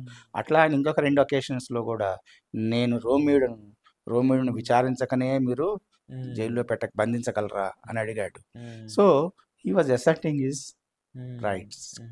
కాన్స్టిట్యూషన్ ప్రకారము ఆయనకు రోమియుడు అవ్వటం వలన ఆయనకు ఉన్నటువంటి రైట్స్ ఏంటో ఆ రైట్స్ని ఉపయోగించుకోండి. ఇక్కడ కూడా మనం భారతదేశపు పౌరులమైనప్పుడు భారతదేశ పౌరులుగా మనకు ప్రభుత్వము ద్వారా లేకపోతే రాజ్యాంగం ద్వారా మనకు వచ్చిన అధికారాలని వినియోగించవలసినటువంటి ఆవశ్యకత మనకు ఎంతైనా ఉంది. అవసరమైనప్పుడు అవి మనం అసెట్ చేసుకోవాలి అధికారాలు. That is what I want to communicate. అంటే టాకింగ్ అబౌట్ దిస్ సార్, అంటే మన రైట్స్ని మనం అసర్ట్ చేసుకోవాలి, మనం అధికారం దగ్గరికి వెళ్ళి ఒక కంప్లైంట్ ఫైల్ చేయాలి అని అంటారు. కానీ can you just touch on this sir? అంటే చాలా మటుకి ఒక స్టిగ్మా ఉంది, అధికారుల దగ్గరికి వెళ్తే మన మీదకే రివర్స్ అవుతుంది, అధికారుల దగ్గరికి వెళ్తే మనకే ఇంకా నెగిటివ్ అయిపోతుంది, because we're the minority. That is the common perception sir. అంటే చాలామంది బయటకు అనుకునేది ఏంటంటే మేము తక్కువ జనాభా ఉన్నాం కాబట్టి ఎక్కువ వాళ్ళు మమ్మల్ని తొక్కేస్తారు అనేది it's a very common fact sir. ఆ స్టిగ్మా వల్ల చాలామంది, అంటే 90% అదే రీజన్ వల్ల వెళ్ళరేమో అని it's my feeling sir. So దాని గురించి can you touch on it sir? అంటే ఆ స్టిగ్మాని ఎలా బ్రేక్ చేయాలి? హౌ క్యాన్ అంటే వి టేక్ దట్ ముందు యాక్చువల్గా వాళ్ళు రాజ్యాంగాన్ని తెలుసుకోవాలి. రాజ్యాంగంలో మైనారిటీకి ఒక రూలు, మెజారిటీకి ఒక రూలు, క్రిస్టియన్స్కి ఒక రూలు, ముస్లిమ్స్కి ఒక రూలు, బుద్ధిస్ట్కి ఒక రూలు, హిందూస్కి ఒక రూలు, లేకపోతే పురుషుడికి ఒక రూలు, లేకపోతే స్త్రీకి ఒక రూలు, ఎలాంటి భేదం లేదు. రాజ్యాంగము ఎలాంటి భేదం లేకుండా అందరికీ ఒకే రకమైనటువంటి అధికారం ఇచ్చింది. అండ్ పోలీస్ కానివ్వండి, ప్రభుత్వం అధికారులు కానివ్వండి, రాజ్యాంగం ప్రకారం చట్టబద్ధంగా పని చేయటానికి వాళ్ళకు ప్రజల సొమ్ము నుంచి జీతం ఇవ్వబడతా ఉంది. They are paid for that. They are bound to do duty, their duty. అలాంటప్పుడు మీకు అన్యాయం జరిగినప్పుడు, మీకు కాంగ్నిబుల్ అఫెన్స్గా, ఇక్కడ కాంగ్నిజబుల్ అఫెన్స్ అంటే అది కొన్ని ఉన్నాయి, దాంట్లో అంత డీప్గా వెళ్ళాల్సిన పని లేదు. ఏ నేరం అయితే మీ మీద జరిగిందో ఆ నేరం పోలీసు కేసు రిజిస్ట్రేషన్ చేయడానికి అనుకూలం అర్హతలు కలిగి ఉంటే దాని ప్రకారం కేసు రిజిస్ట్రేషన్ చేసి ఇన్వెస్టిగేట్ చేయాల్సిన బాధ్యత ఎస్హెచ్ఓది. సో ఎస్హెచ్ఓ ఎప్పుడు కూడా నేను చెయ్యను అంటానికి వీలు లేదు. ఒకవేళ అలా అంటే సిఆర్ఐకి మీరు చెప్పండి, CRI we will take up the case, we will talk to the SP, we will talk to the DG, we will talk to any authority, police authority ఆ స్టేట్లో ఉన్న వాళ్ళతో మేము మాట్లాడతాం, వాళ్ళతో కేసు రిజిస్ట్రేషన్ చేయిస్తాం. తర్వాత అవతల వాళ్ళ మన మీద కేసు పెట్టినప్పుడు మీరు భయపడకండి, ఉన్నట్టు ఇన్వెస్టిగేషన్ చేసుకోమనండి. వాళ్ళ కేసు తప్పుడు కేసు అయితే, అబద్ధపు కేసు అయితే ఆటోమేటిక్గా కొట్టివేయబడుతుంది. పోలీసులు ఇన్వెస్టిగేషన్లో కొట్టివేయబడితే కోర్టులో మనం ఫైట్ చేస్తాం, కోర్టులో ఆ కేసును కొట్టివేస్తుంది. అబద్ధపు సాక్ష్యం అని చెప్పి చూపించగలం. వాళ్ళ సాక్ష్యాలు చూపించాలి. వాళ్ళ సాక్ష్యాలు చూపించుకున్న కేసు అన్న తర్వాత ఆధారాలు లేకుండా ఏం చేయటానికి చాలా కేసుల్లో వాళ్ళు తీసుకున్న వీడియోలో వాళ్ళకి ఎగనెస్ట్గా సాక్ష్యంగా ఉంటాయి కదా. సో అలా భయపడకండి. తర్వాత రెండవది, ఎప్పుడైతే ఇక్కడికి వచ్చి చాలా చోట్ల ఏం చేస్తున్నారంటే లోకల్ పరిస్థితులను బట్టి మళ్ళీ ఈ ఊళ్ళోనే మేము ఉండాలి, ఇక్కడే తిరగాలి, ఇక్కడే మేము సేవ చేసుకోవాలి, కాబట్టి వాళ్ళు మాకు రాజీనామా కమ్మంటున్నారు, మేము రాజీనామా అవుతామని చెప్పేసి అనేవాళ్ళు కూడా చాలామంది ఉన్నారు. కేసులు రిజిస్ట్రేషన్ అవుతున్నాయి, పోలీసులు ఇన్వెస్టిగేట్ చేస్తున్నారు. ఒక్కోసారి లోకల్ ప్రెజర్ వలన కానివ్వండి, లేదా లోకల్ పోలీస్ స్టేషన్లో కూడా ఒక్కోసారి ప్రెజర్ రావచ్చు, ఎందుకు రాజీనామా చేసుకోండి అని చెప్పడం కానివ్వండి, పొలిటికల్ ప్రెజర్ వలన కానివ్వండి, ఒక్కోసారి రాజీనామా చేసుకోవడానికి కూడా మన వాళ్ళు వెళ్తూ ఉన్నారు. అది కూడా చాలా మంచి పద్ధతి కాదు. ఎందుకంటే ఎవరైతే చట్టాన్ని తమ చేతుల్లోకి తీసుకొని మనపై అత్యాచారం చేస్తున్నారో, మనపై ఎవరిపైన కానివ్వండి, ఎవరి మీద చేసే అధికారం వాళ్ళకి లేదు. ఏదన్నా మీకు అనిపిస్తే ఇక్కడ ఏదైనా కానీ చట్ట విరుద్ధమైనటువంటి కార్యక్రమం మీద జరుగుతున్నప్పుడు పోలీసులకు కంప్లైంట్ చేయవచ్చు, అంతేగాని మీ అంతటా మీరు వెళ్ళి వాళ్ళని కొట్టి, వాళ్ళని తిట్టి, లేదా వాళ్ళని చేయటే అధికారం ఏ వ్యక్తికి కూడా చట్టం ఇవ్వలేదు. అది క్రైస్తవుల మీద కావచ్చు, ముస్లింల మీద కావచ్చు, హిందువుల మీద కావచ్చు, ఇంకెవరి మీద కావచ్చు, దళితుల మీద కావచ్చు, ట్రైబల్స్ మీద కావచ్చు, లేదా స్త్రీల మీద కూడా కావచ్చు. సో ఆ అధికారం చట్టం వాళ్ళకి ఇవ్వలేదు. కాబట్టి చట్టాన్ని తమ చేతుల్లో తీసుకునే అధికారం పోలీసులకు కూడా లేదు. ఓకే. సో అలాంటప్పుడు మనం చేయాల్సింది ఏంటంటే, అలాంటప్పుడు వాళ్ళు చేయాల్సింది ఏంటంటే, ఎవరైనా కానీ నిజంగానే మీరు అనుకుంటే వీళ్ళు ఇక్కడ చట్టానికి వ్యతిరేకంగా మత మార్పిడి చేస్తున్నారు అని అనుకుంటే మీరు పోలీసు కంప్లైంట్ చేయండి. But you cannot take law in to your own hands. అలాంటప్పుడు వాళ్ళ మీద చట్టబద్ధంగా చర్య తీసుకోవాల్సిన అవసరం పోలీసులకు తప్పకుండా ఉంది. అలా తీసుకున్నప్పుడు పోలీసుల చేత ఆ విధంగా చేయించడానికి మనం కోర్టుకు వెళ్ళి రిట్ ద్వారా వాళ్ళని, గవర్నమెంట్ని కూడా ఆదేశింపజేయవచ్చు. Constitution has provided so many grievance redress చేసుకోవడానికి చాలా అవకాశాలు ఇచ్చింది. అవకాశాలను మనం ఉపయోగించుకోవచ్చు. అంటే చాలా మటుకు ఒక కామన్ పర్సెప్షన్ ఏముంది సార్ అంటే బ- ఎక్కువ అంటే మెజారిటీ మైనారిటీ అని నేను కామన్గా రిఫర్ చేస్తున్నాను ఇప్పుడు. అంటే I don't just want to keep this only about Christians. ఒక సిఆర్ఐ ఆల్మోస్ట్ అందరూ మైనారిటీస్కి హెల్ప్ చేసిన ఒక ఆర్గనైజేషన్. సో నేను అడుగుదాం అనుకుంటున్నాను అంటే మెజారిటీ ఎప్పుడైతే ఇలాంటిది ఒక క్రైమ్ చేస్తారో, అంటే ఫర్ ఎగ్జాంపుల్ ఇప్పుడు క్రిస్టియన్స్ వాళ్ళ సర్వీస్ చేసేసుకుంటారు, ఎవరో బయట మతం వాళ్ళు వచ్చి అన్ని పగలు కొట్టేసి ఉల్టా వీళ్ళ మీదనే ఎఫ్ఐఆర్ చేసేసి ఇలాంటి 2 పాయింట్స్ ఒకరిని చంపేస్తారు. బికాస్ మీరు మతం మారిపోయినారు కాబట్టి మిమ్మల్ని చంపేస్తాము అనేది. చాలా మట్టుకు ఒక కామన్ పర్సెప్షన్ ఏంటంటే వాళ్ళు ఏమన్నా చేయొచ్చు, అది అంటే nobody will ask them అని ఒక కామన్ పర్సెప్షన్ ఉంటుంది సార్. Is it true? అంటే ఇట్ ఈస్ క్వైట్ రాంగ్. అందుకే ఓకే. చెప్తుంది చట్టం ముందు అందరూ సమానమే. మ్మ్. ఇందిరాగాంధీ ప్రధానమంత్రిగా చేసిన ఆమె చట్టం ముందు నిలబడాల్సి వచ్చింది. ఆమె కూడా ఒక రోజు జైలుకి వెళ్ళాల్సి వచ్చింది. మ్మ్. నువ్వు ప్రధానమంత్రి అయినా, రాష్ట్రపతి అయినా, ముఖ్యమంత్రి అయినా, గవర్నర్ అయినా, మ్మ్. మెజారిటీ అయినా, మైనారిటీ అయినా, డబ్బులున్నవాడైనా, డబ్బులు లేనివాడు, చట్టం అందరికీ ఒకటే. మ్మ్. తో మైనారిటీకి ఒక చట్టం, మెజారిటీకి ఒక చట్టం లేదు. మ్మ్. కాబట్టి వాళ్ళు ఏదో చేస్తే వాళ్ళకి మినహాయింపు ఉంది, మనం చేస్తే మనకు మినహాయింపు లేదు అని అనుకోవటం మనం చట్టపరమైనటువంటి పరిజ్ఞానం మనకు లేకపోవటమే. చట్టం అందరికీ సమానమే. చట్టాన్ని ఆ చేతిలో తీసుకుని వాళ్ళు ఇష్టం వచ్చినట్టు చేయడానికి ఎవరికీ అధికారం లేదు. అది మెజారిటీ అయినా సరే, లేదా అధికారంలో ఉన్న వాళ్ళైనా సరే, అధికారంలో లేని వాళ్ళైనా సరే. సో ఇలాంటి వాళ్ళని చంపేసినా కానీ, ఇలా వెళ్ళి గొడవలు పెట్టేసినా కానీ, ఆర్ ఎల్స్ ఇలాంటి ఇష్యూస్ అయినా కానీ, do you think that action తీసుకోకపోవడం, అరెస్ట్ చేయకపోవడం ఇస్ ఓన్లీ బికాస్ కంప్లైంట్ వేయట్లేరు కాబట్టి చేయట్లేదు అని అలా అక్కర్లేదు. కంప్లైంట్ ఇచ్చి కేసు రిజిస్ట్రేషన్ అయిన తర్వాత కూడా ఒక్కోసారి న్యాయం జరగకపోవచ్చు మనకి.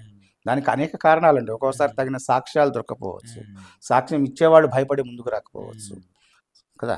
సో దానికి సైంటిఫిక్ ఇన్వెస్టిగేషన్ చేయించాల్సిన అవసరం పోలీసులకు ఉంటుంది. సో ఒక్కోసారి సాక్షులు ముందుకు వచ్చి ధైర్యంగా చెప్పడానికి భయపడతారు.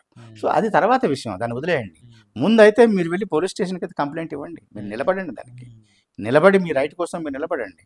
ఆటోమేటిక్గా విషయాలు అన్నీ కూడా ముందుకు వచ్చేసరికి ఒకసారి ఇలా చట్ట విరుద్ధంగా క్రైస్తవుల మీద కానీ ఇంకొకళ్ళ మీద కానీ అటాక్ చేసి భయపెట్టి వాళ్ళని క్రైస్తవత్వం నుంచి దూరం చేయాలనుకుని ప్రయత్నం చేసేటటువంటివి మతోన్మాదుల యొక్క ఆగడాలకు సరైన కేసులు రిజిస్టర్ అయ్యి వాళ్ళు జైలుకి వెళ్ళటం మొదలు పెడితే ఆటోమేటిక్గా ఈ ఇన్సిడెంట్స్ తగ్గిపోతాయి.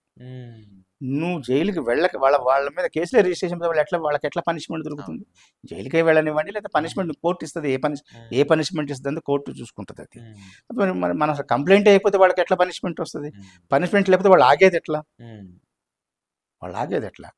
చట్టపరంగా నువ్వు కానీ లేకపోతే బైబిల్ పరంగా కానీ వాళ్ళ మీద ఎదురుదాడి చేసే అధికారం కానీ ఆ పర్మిషన్ కానీ బైబిల్ ఇవ్వట్లేదు, చట్టం ఇవ్వట్లేదు. నువ్వు చేయకూడదు. కాబట్టి చట్టం ఏమి ఇస్తుందో నీకు? కేవలం పోలీసులకు కంప్లైంట్ ఇచ్చి చట్టబద్ధంగా చర్య తీసుకోవాలి. Okay sir, so we spoke about this stigmas in the society and ఎలా బ్రేక్ చేయాలి దాన్ని క్రైస్తవులు అని. కానీ ఇంకోటి నాకు ఒక క్యూరియస్ క్వశ్చన్ వచ్చింది sir. Are there any legal rights that Christians are not aware of sir? లేదంటే ఆ లీగల్ రైట్స్ని వీళ్ళు ఇంకా వాడట్లేరు ఈ డే అండ్ ఏజ్లో? మీకు తెలిసిన అలాంటివి ఏమైనా రైట్స్ ఉన్నాయా that you want to educate our viewers about? Legal rights అంటే మొట్టమొదటిగా మీ ఫండమెంటల్ రైట్, మీరు ఆర్టికల్ 25 ప్రకారం ఎవరైనా కానీ, క్రైస్తవులనే కాదు ఎవరైనా కానీ తనకి ఇష్టం వచ్చినటువంటి దైవాన్ని నమ్మవచ్చు, పూజించుకో. వాళ్ళు వాళ్ళ రిలీజియన్ని ప్రాక్టీస్ చేయొచ్చు, ప్రొఫెస్ చేయొచ్చు, అలాగే ప్రాపగేట్ కూడా చేయొచ్చు. So that is the constitution given right. అయితే దానికి కొన్ని కండిషన్స్ కూడా ఉన్నాయి. పబ్లిక్ మోరల్ కానివ్వండి, పబ్లిక్ ఆర్డర్ కానివ్వండి, హెల్త్ కానివ్వండి, వీటికి అగనెస్ట్గా ఉండకూడదు.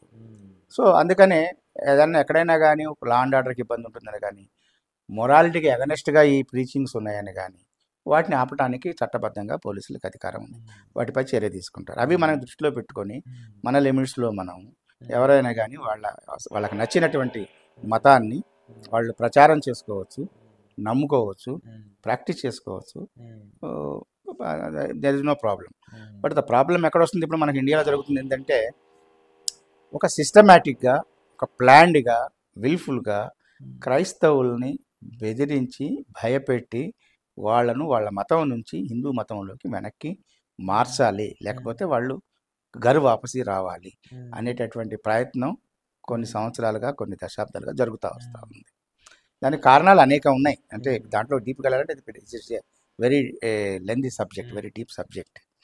అయితే ఈ రకంగా ఎక్కడైనా కానీ వాళ్ళ యొక్క మందిరాల్లో, లేకపోతే గృహాల్లో, లేకపోతే అక్కడ వర్షిప్ చేస్తూ ఉన్నప్పుడు, లేదా ప్రార్థన చేసుకుంటూ ఉన్నప్పుడు వాళ్ళ మీద దాడి చేసి వాళ్ళని కొట్టి వీళ్ళు మతం మారుస్తున్నారు అని చెప్పేసి వీళ్ళ మీద మళ్ళీ పోలీసులకి కంప్లైంట్ ఇచ్చి, పోలీసులు వచ్చి అవతల వాళ్ళు కొడుతూ ఉన్నా కానీ, ఏం చేస్తున్నా కానీ కేవలం మూక దర్శకులుగా చూస్తూ వాళ్ళ కంప్లైంట్ని ఆధారంగా చేసుకొని వీళ్ళని తీసుకొని ఇలా అరెస్ట్ చేసి, అలాంటి సంఘటనలు ఉత్తర భారతదేశంలో ముఖ్యంగా ఈ యాంటీ కన్వర్షన్ లాస్ ఎక్కడెక్కడైతే అమల్లో ఉన్నాయో ఆ రాష్ట్రాల్లో జరుగుతూ ఉన్నాయి.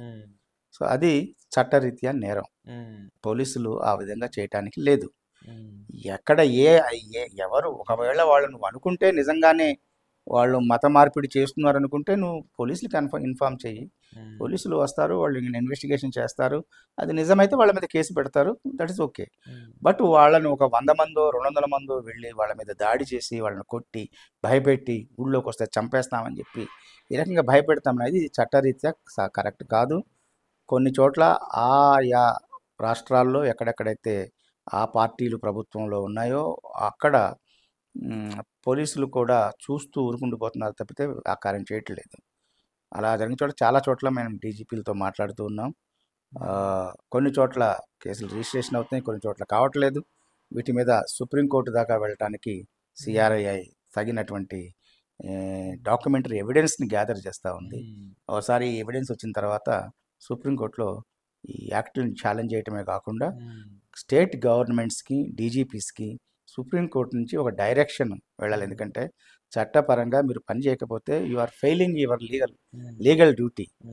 చట్టం పరంగా డ్యూటీని లీగల్ డ్యూటీ ఫెయిల్ అవ్వటం కూడా ఒక నేరమే. దాని కింద వాళ్ళ మీద కూడా యాక్షన్ తీసుకోవాలి అని చెప్పేసి నేను సుప్రీంకోర్టుకు వెళ్ళడానికి మేము ప్రయత్నాలు చేస్తూ ఉన్నాం. Sir, so what exactly is this anti conversion law sir? అంటే చాలామంది యాంటీ కన్వర్జన్ లా అంటే ఈ మతం నుంచి ఈ మతంకి కన్వర్ట్ చేయొద్దని అంటారు. But any law is you know దానికి చాలా సబ్సెక్షన్స్, చాలా టర్మ్స్ అండ్ కండిషన్స్ ఉంటాయి. So can you just touch on what exactly is anti conversion law sir? Anti conversion law అనేది యాక్చువల్గా రిలీజియస్ ఫ్రీడమ్ యాక్ట్ అనేటువంటి పేరుతో చాలా చోట్ల తీసుకొచ్చారు. ఇది 1967 నుంచి జరుగుతూ ఉన్నాయి. 1967, 66 నుంచి కూడా మొట్టమొదట ఒరిస్సా రాష్ట్రంలో, ఆ తర్వాత మధ్యప్రదేశ్ రాష్ట్రంలో స్టార్ట్ అయినాయి. వాళ్ళు ఏమంటారంటే ఈ యాంటీ కన్వర్షన్ లాగా లేకపోతే క్రైస్తవులు లేకపోతే ముస్లింలు ఈ హిందువుల్ని, ముఖ్యంగా దళితులు లేకపోతే ఆదివాసీలు, ట్రైబల్స్, వీళ్ళు సామాజికంగా వెనుకబడినటువంటి వాళ్ళు టార్గెటెడ్ కమ్యూనిటీ, వాళ్ళను ప్రలోభపెట్టి లేకపోతే భయపెట్టి వాళ్ళను మతం మారుస్తున్నారు. కాబట్టి వాళ్ళ రకంగా ప్రలోభంతో కానీ లేకపోతే భయంతో కానీ బలవంతంగా కానీ మతం మార్చడానికి వీలు ఉండకూడదు అని చెప్పేసి ఆ రాష్ట్రాలు చట్టాలు తీసుకొచ్చాయి. అది రాజ్యాంగమే చెప్తుంది. మార్పు అనేది రిలీజియస్ ప్రాక్టీస్ చేసుకోవచ్చు, but we cannot convert people. Any religion cannot convert people by wilful fraud కానివ్వండి, లేకపోతే వాళ్ళని మభ్యపెట్టడం కానివ్వండి, మోసం చేయటం కానివ్వండి, ప్రలోభ పెట్టడం కానివ్వండి, భయపెట్టడం కానీ వీటి ద్వారా మతం మార్చకూడదు. బట్ ఆయా రాష్ట్రాల్లో అది చేయటం మొదలుపెట్టారు.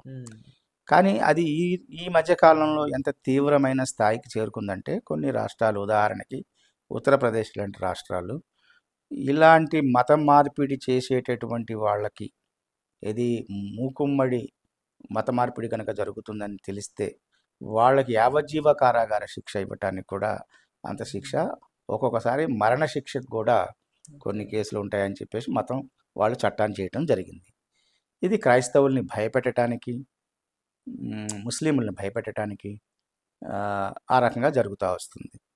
సో దీంట్లో ఇంతకుముందు సుప్రీంకోర్టు కూడా నోటీస్ తీసుకుంది ఏంటంటే, ఎవరు కంప్లైంట్ చేయాలి? సపోజ్ నేను మీకు క్రైస్తవ బోధ చేస్తూ ఉన్నాను, మిమ్మల్ని మతం మారమని చెప్తున్నాను, అంటే నేను క్రీస్తుని నమ్ముకోమని చెప్తా ఉన్నాను, ప్రలోభం కూడా పెడుతున్నాను అనుకుందాము.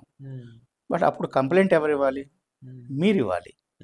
ఏంటి నన్ను ఈయన మభ్యపెట్టి మతం మార్చమని చెబుతున్నాడు అని, లేకపోతే మీ కుటుంబ సభ్యులు, లేకపోతే మీతో సంబంధం ఉన్నవాళ్ళు, దగ్గర వాళ్ళు ఎవరైనా ఇవ్వాలి. బట్ ఇప్పుడు ఆయన ఏదో రోడ్డు మీద ఎక్కడికో వెళ్తూ ఉన్నాడు, ఆయన కంప్లైంట్ ఇస్తాడు, ఓ ఈయన మారుస్తున్నాడు నేను చూశాను అని చెప్పేసి. మీకు అభ్యంతరం లేదు, మీ కుటుంబానికి అభ్యంతరం లేదు. దారిన పోయేటటువంటి ఒక థర్డ్ పార్టీ కంప్లైంట్ ఇస్తే ఆ కంప్లైంట్ మీద పోలీసులు కేసు రిజిస్ట్రేషన్ చేసి కోర్టులో శిక్ష పడతాం అనేది తప్పు అని సుప్రీంకోర్టు భావించింది. అలా కామెంట్ చేసినప్పుడు ఇది కాన్స్టిట్యూషన్కి వ్యతిరేకము అని చెప్పింది.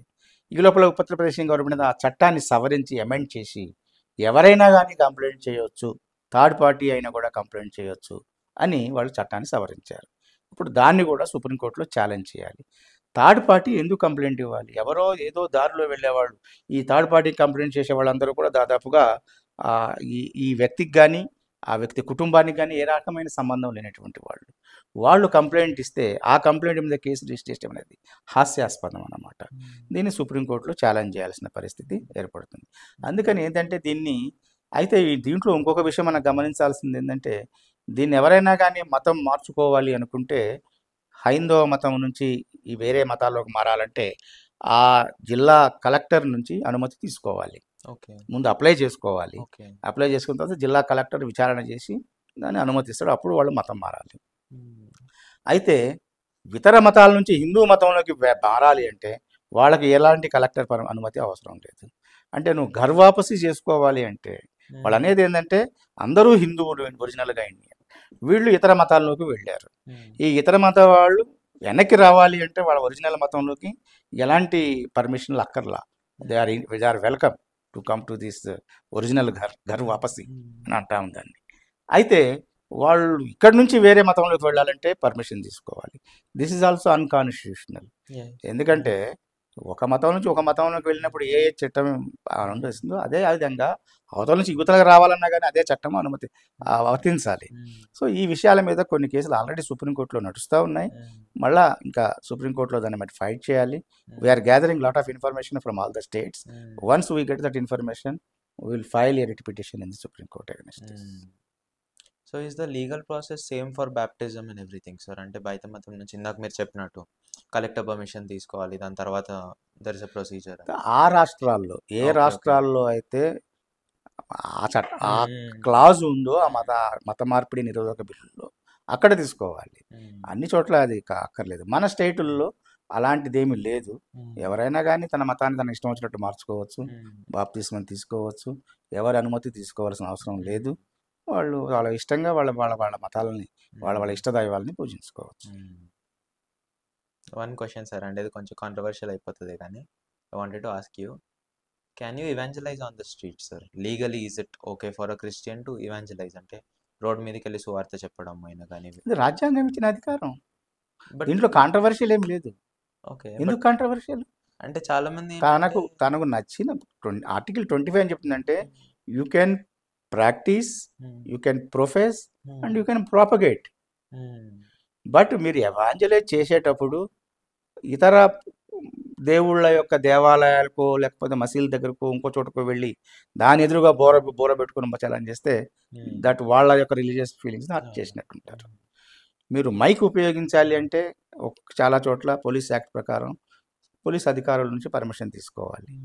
మేము ఏం చెప్తున్నామంటే మేము కానీ Christian minority finance corporation chairman గారు కానీ అందరం ఏం చెప్తున్నామంటే మీరు వెళ్ళేటప్పుడు సువార్త ప్రచారానికి మీరు ఏ సువార్తకి వెళ్తే అక్కడ పోలీసులకి ఇన్ఫామ్ చేయండి. ఇన్ఫామ్ చేయటం వల్ల పోలీసులు అక్కడ విషయాలను కొంచెం జాగ్రత్తగా చూసుకోగలరు. రెండోది, మీ ఏ ఊళ్ళో ఎవాంజలి చేయడానికి వెళ్తా ఉన్నారో అక్కడ ఆల్రెడీ ఉన్నటువంటి లోకల్ చర్చెస్ ఉంటే ఆ చర్చెస్ కూడా ఇన్ఫామ్ చేయండి, వాళ్ళని కాన్ఫిడెన్స్లో తీసుకోండి. కాబట్టి ఆ ఊళ్ళో ఉన్నటువంటి వాళ్ళు ఎవరు ఎలా ఉన్నారో అక్కడ పరిస్థితులు ఏంటి అనేది వాళ్ళు చెప్తారు. కాబట్టి ఎవాంజలైజ్ చేసుకోవటం అనేది neither illegal Nar prohibited, it is permitted by the constitution. అంటే నార్మల్గా ఎవెంజలైజ్ చేసేటప్పుడు చాలా మటుకు సోషల్ మీడియాలో కొన్ని వైరల్ అయ్యే వీడియోస్ ఏంటంటే వచ్చి తిట్టేస్తూ ఉంటారు సార్, నీకు పర్మిషన్ ఉందా, నీకు అది ఉందా, నీకు అక్కర్లేదు, పర్మిషన్ తీసుకోవాల్సిన అవసరం లేదు. అదే నేను చెప్తున్నాను, మన క్రైస్తవులకి లీగల్ రైట్ ఏంటో తెలియక అలా చెప్తా ఉంటారు.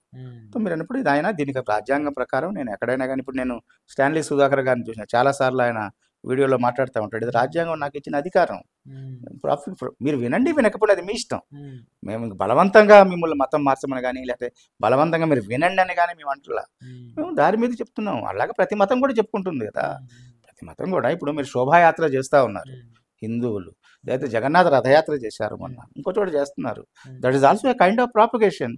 అంటే దేవుని చెప్తా ఉన్నారు మీరు. సో అనేక మంది చూస్తున్నారు, అనేక మంది ఆరాధిస్తున్నారు, అనేక మంది పూజిస్తున్నారు. సో లేకపోతే చాలామంది హరే రామ హరే కృష్ణ అటువంటి వాళ్ళు కూడా చాలా చోట్ల వాళ్ళు పాంప్లెట్స్ ఇస్తున్నారు, బుక్స్ ఇస్తున్నారు, వాళ్ళు ప్రచారం చేసుకుంటున్నారు. కొంతమంది సాధువులు వాళ్ళు వాళ్ళ వాళ్ళ వాళ్ళ సిద్ధాంతాన్ని ప్రచారం చేసుకుంటూ వెళ్తూ ఉన్నారు. There is nothing wrong in propagating your religion peacefully and by following whatever the laws is. Legal conditions ఏంటి, లీగల్ అవేంటి అవి మనం కండిషన్స్ ఏమేమి పెట్టా చూసుకొని వాటి ప్రకారం వెళ్ళాలి.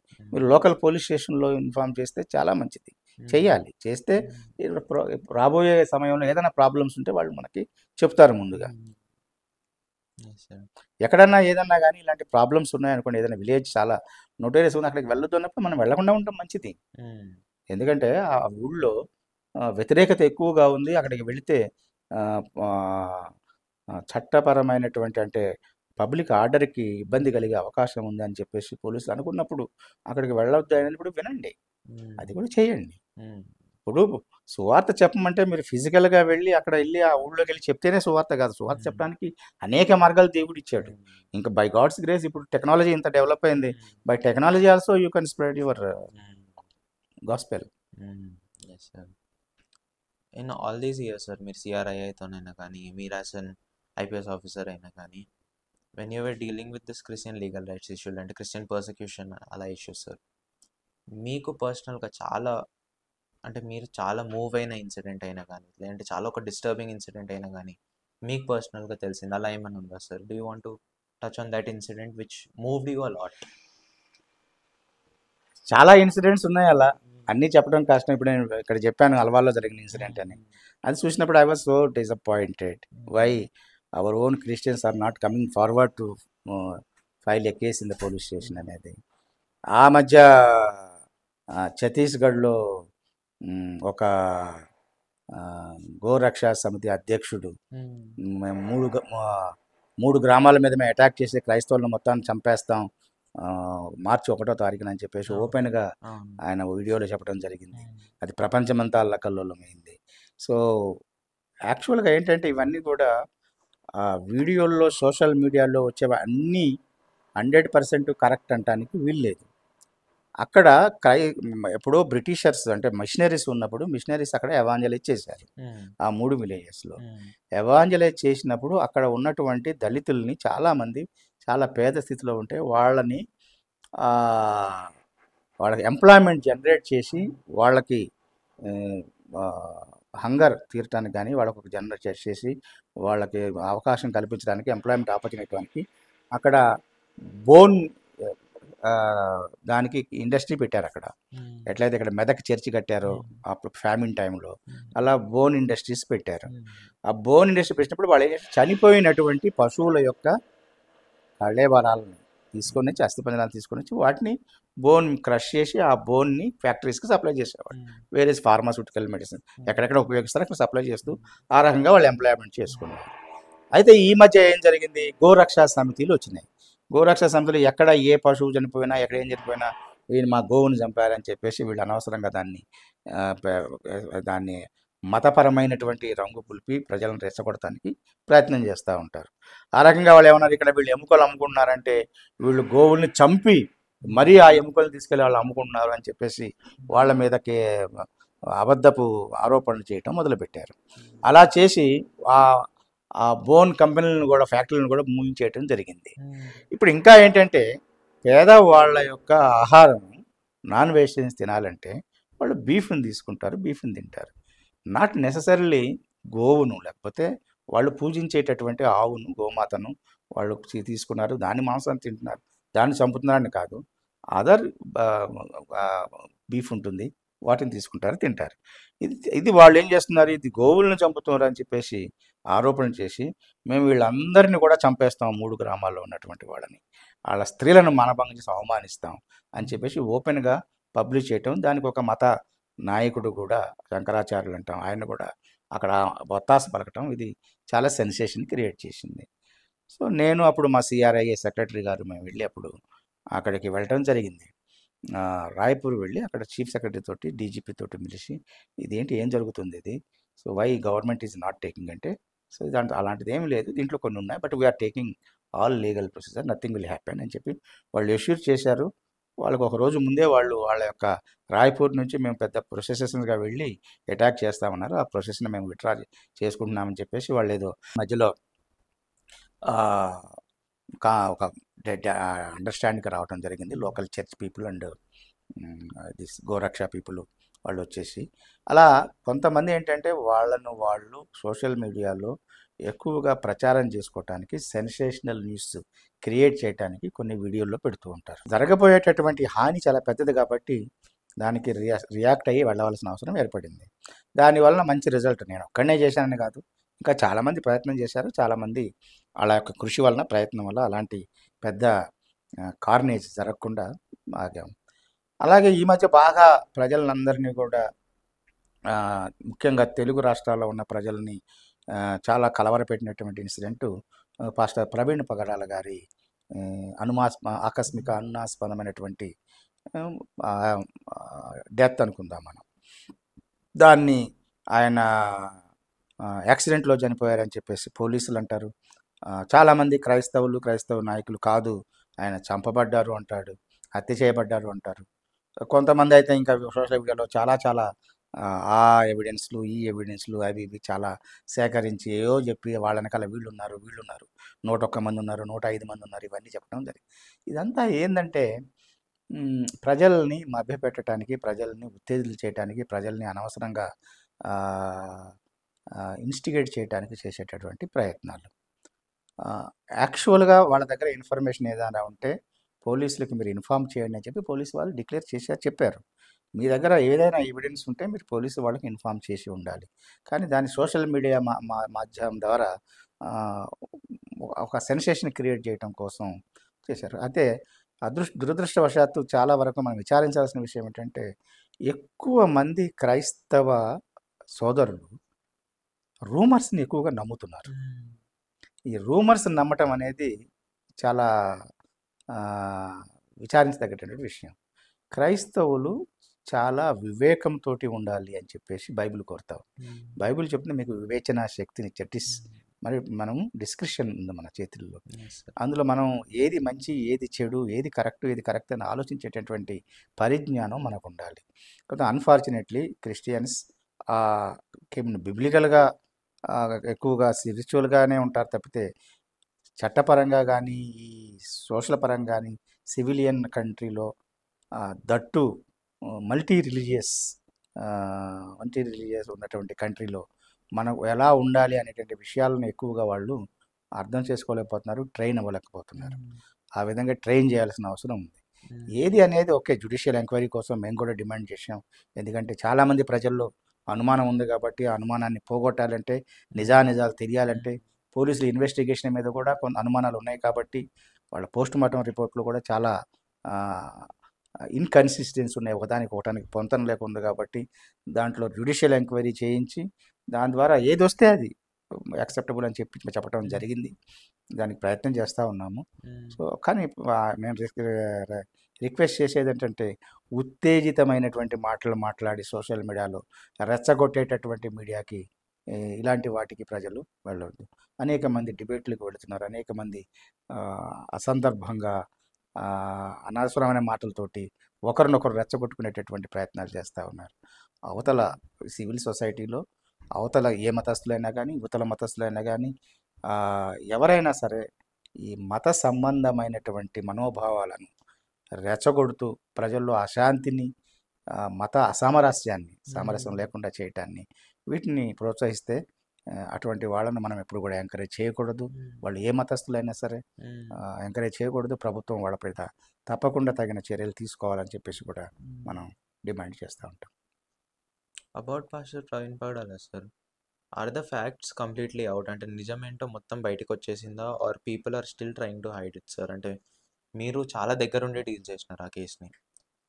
సో నిజమంతా ఇప్పటికి as per what is media telling us నిజమంతా వచ్చేసిందా బయటికి or people are still trying to cover it up? Because Praveen Padala case ఎలా అయిపోయిందంటే చాలా మట్టుకి people are using it in politics, people are using it to create hate among people. So అది is the truth completely out or is there still something that people have to know? నేను అనేది ఏంటంటే మన Christian లీడర్స్ని లేకపోతే so called social మీడియాలో వాళ్ళు project చేసుకుంటున్నటువంటి Christian protectors leaders అందరూ request చేసేది అంటే let the law take its own course. Okay, చట్టబద్ధంగా చట్టాన్ని ప్రకారంగా ఇన్వెస్టిగేషన్ చేసి వాళ్ళు ఇన్వెస్టిగేషన్ చేసి మొత్తం వాళ్ళు షార్ట్ షీట్ ఫైల్ చేసినప్పుడు ఆటోమేటిక్గా మనకు లాయర్లు ఉంటారు, మనం దాన్ని ప్రశ్నించవచ్చు. కానీ అనుమానం వ్యక్తం చేసినంత మాత్రాన నీ అనుమానం నిజం అవ్వాల్సిన అవసరం లేదు. అనుమానాన్ని మీరు ఆధారపూరితంగా తగిన ఆధారాలతో ఉంటే ఆధారాలను మీరు ఇన్వెస్టిగేటింగ్ ఆఫీసర్కి చెప్పండి. ఇన్వెస్టిగేషన్ ఆఫీసర్ దాన్ని యాక్సెప్ట్ చెబితే మనం కోర్టులో కూడా దాన్ని సబ్మిట్ చేయవచ్చు. చట్టం అనేక రకమైనటువంటి వెసులుబాటుని కల్పించింది. ఇక్కడ మనకి పోలీసు వాళ్ళు కనుక మీకు అనిపిస్తే వాళ్ళు మేము చెప్పింది వింటలేదు, మేము ఇచ్చిన ఎవిడెన్స్ని కలెక్ట్ చేయట్లేదు, వాళ్ళు ఒక విధమైనటువంటి ప్రలోభానికి లోనై వాళ్ళు ఇన్వెస్టిగేట్ చేస్తున్నారు అని మీ దగ్గర ప్రూవ్ చేయడానికి కూడా ఏం లేదు. కేవలం ఏంటంటే మేము ఇలా అనుకుంటున్నాం కాబట్టి వాళ్ళు చెప్పేది తప్పు అనడానికి అది కరెక్ట్ కాదు. So you should have proper proof, evidence to show that they are wrong. So అలా లేదు. కాబట్టి మీ దగ్గర ఏమైనా ఎవిడెన్స్ ఉంటే అది వాళ్ళకి ఇవ్వండి, వాళ్ళు ఇన్వెస్టిగేషన్ చేస్తారు. Let them do their investigation. వాళ్ళు ఒకవేళ పార్షియల్గా ఇన్వెస్ట్ చేసినా, తప్పు ఇన్వెస్టిగేషన్ చేసినా, తప్పుడు ఛార్జ్షీట్ ఫైల్ చేసినా కోర్టులు ఉన్నాయి, మనకు లాయర్లు ఉన్నారు. మన లాయర్ని పెట్టుకొని మనం కోర్టులో వాదిద్దాం, లీగల్గా మనం ప్రొసీడ్ అవుతాం. అంతేగాని ప్రజల్లో ఒక విధంగా రిలీజియస్ హేట్రెడ్ క్రియేట్ చేయడానికి, లేకపోతే రిలీజియస్గా ఒక విధమైనటువంటి భయాన్ని సృష్టించడానికి అటుపక్క కానీ ఇటుపక్క ఎవరికైనా కానీ అలాంటిది చేయటం అనేది మంచిది కాదు. అది సంఘ శ్రేయస్సు కూడా మంచిది కాదు. సార్, వాట్ ఇఫ్ పాస్టర్, అంటే మీరు ఇందాక చెప్తుంటే కూడా నాకు అనిపించింది, అటాక్స్ అయిపోతాయి and the attacker themself will file an FIR. వీళ్ళ గురించి అంటే ఎవరైతే పర్సిక్యూట్ అవుతారో పర్సిక్యూటెడ్ వాళ్ళ మీదనే కంప్లైంట్ ఫైల్ చేస్తున్నారు. అలా ఒక పాస్టర్ అయినా కానీ అంటే నార్మల్గా ఒక క్రైస్తవుడైనా కానీ or to maybe generalise it, ఎవరి మీద అయితే అటాక్ జరిగిందో అలాంటి వాళ్ళ మీద ఒక తప్పుడు కేసు వేసి వాళ్ళని జైల్లో వేయడం అయినా కానీ వాళ్ళకి అలా ఏమైనా జరిగితే what is the right way to come out of it sir? అంటే how can we legally deal with it? మనకి ఈ ఎక్కడెక్కడైతే మన తెలుగు స్టేట్స్లో ఎక్కువగా జరగట్లేదు, కానీ ఈ యాంటీ కన్వర్షన్ లాస్ ఇంప్లిమెంటేషన్ చేస్తున్నటువంటి రాష్ట్రాల్లో చాలా చోట్ల అనేక మంది పాస్టర్లు ఇలా ఫాల్స్ కేసెస్ మీద జైలుకి వెళ్తున్నారు. ఓకే, అక్కడ పోలీసు పూర్తిగా అక్కడున్న ప్రభుత్వానికి, అక్కడున్న పార్టీకి వత్తాసు పలుకుతుంది. వాళ్ళు అక్కడ పోలీస్ ఫోర్సు కంప్లీట్గా క్రైస్తవులకు వ్యతిరేకంగా తప్పుడు కేసులు పెట్టి తప్పుడు కేసులతోటి పాస్టర్లని, క్రైస్తవుల్ని జైలుకి పంపిస్తున్నారు. అనేక మంది ఇప్పుడు జైల్లో ఉన్నారు. అక్కడ ఉన్నటువంటి ఆ యాంటీ కన్వర్షన్ లాస్ కారణంగా అనేక మందికి 3 నెలలు 6 నెలల దాకా కూడా బెయిల్ కూడా దొరకట్లేదు. కేసు సంవత్సరాలు నడుస్తుంది, అది వేరే విషయం. కానీ అదృష్టవశాత్తు మనకి కొన్ని ఏడిఎఫ్ అనేటటువంటి సంస్థలు కానీ ఇంకా కొన్ని సంస్థలు కానీ లీగల్గా కోర్టుల్లో ఏడిఎఫ్ లాయర్లను పెట్టి మన క్రైస్తవుల పరంగా పోరాడుతున్నారు. చాలామందికి బెయిల్ తీసుకురావడానికి ట్రయల్స్లో కూడా ట్రయల్లు చేసి చాలామందికి కేసుల్లో విడుదల కల్పించడానికి, అంటే ఇది తప్పుడు కేసు అని చెప్పేసి హైకోర్టు నుంచి కూడా డెసిషన్లు వస్తున్నాయి. అదే ఇన్ఫర్మేషన్ మేము కలెక్ట్ చేస్తున్నాం. యాక్చువల్గా ఎన్ని కేసులు ఈ పోలీసులు రిజిస్ట్రేషన్ చేస్తున్నారు అక్కడ పాస్టర్ల మీద, ఎన్ని కేసుల్లో వాళ్ళకి యాక్చువల్గా కోర్టు ద్వారా పనిష్మెంట్ దొరుకుతుంది, ఎన్ని కేసులు ఎక్విట్ అవుతున్నారు, దోషముక్తులు అవుతున్నారు. అది చూసిన తర్వాత 90% కేసులు యాక్చువల్గా వాళ్ళకి పనిష్మెంట్ అవ్వండి. అంటే అన్ని కేసులు కూడా సాక్ష్యాలు లేవు, అబద్ధపు కేసులు అని చెప్పేసి ప్రూవ్ అవుతుంది. అవన్నీ కూడా కలెక్ట్ చేసే ఎవిడెన్స్ని మేము సుప్రీంకోర్టులో ఛాలెంజ్ చేయబోతున్నాం. అదే నేను చెప్తుంది. ఎందుకంటే ఇవన్నీ కూడా కావాలని పోలీసులు అక్కడ ఉన్నటువంటి లోకల్ ప్రెజర్స్కు లోనై, లేకపోతే పొలిటికల్ పార్టీస్కు లోనై వీళ్ళందరూ కూడా వీళ్ళ మీద తప్పుడు కేసులు పెట్టి జైలుకి పంపించారు. కాబట్టి వీళ్ళకి స్ట్రిక్ట్గా వార్నింగ్ ఇవ్వాలి. What is actual religious conversion అంటే ఏంటి, దాన్ని డిఫైన్ చేయండి. దాన్ని ఎవరు పడితే వాళ్ళు ఇష్టం వచ్చినట్టు ఉపయోగించుకుంటున్నారు, వాళ్ళు ఇష్టం వచ్చినట్టు ఇంటర్ప్రిట్ చేసుకుంటున్నారు. So there is an immediate necessity that religious conversion fraudulently కానివ్వండి, భయపెట్టి కానివ్వండి చేస్తున్నారంటే దానికి ఏంటి ఏం క్రైటీరియా ఉండాలి, ఏంటి ఇంగ్రీడియంట్స్ ఉండాలి, అది డిఫైన్ చేసి దాన్ని అన్ని స్టేట్స్కి పంపించండి అని చెప్పేసి సుప్రీంకోర్టుని రిక్వెస్ట్ చేయడానికి ఫైల్ చేయడానికి ప్రయత్నం చేస్తున్నాం. అనేక సంస్థలు మనతో కలుస్తాయి, అందరం కలిసి దాన్ని ఫైట్ చేస్తాం. సో అలాంటిది రావడానికి ట్రై చేస్తాం. ఇది లాంగ్ డ్రాన్ బ్యాటిల్, ఒక రోజులోనో 2 రోజుల్లోనో అయ్యేది కాదు. మనం ఫైట్ చేయాలి. పర్సిక్యూషన్ ఉంటుంది, పర్సిక్యూషన్ నడుస్తూనే ఉంటుంది. We have to fight it. So and of course we have to pray for it also.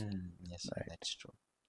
And ఈ మధ్య కాలంలో సార్ అంటే ఒకప్పుడు జరిగిన అంటే maybe not taking any names, but maybe political shifts వల్ల అయినా కానీ, గవర్నమెంట్ షిఫ్ట్స్ వల్ల అయినా కానీ చాలా మట్టుకి ప్రజల్లో ఒక కామన్ పర్సెప్షన్, ఎస్పెషల్లీ క్రిస్టియన్స్లో ఏమొచ్చేసిందంటే ఒకప్పుడు జరిగే అంత ఓపెన్ మీటింగ్స్ ఇప్పుడు జరగట్లేదు.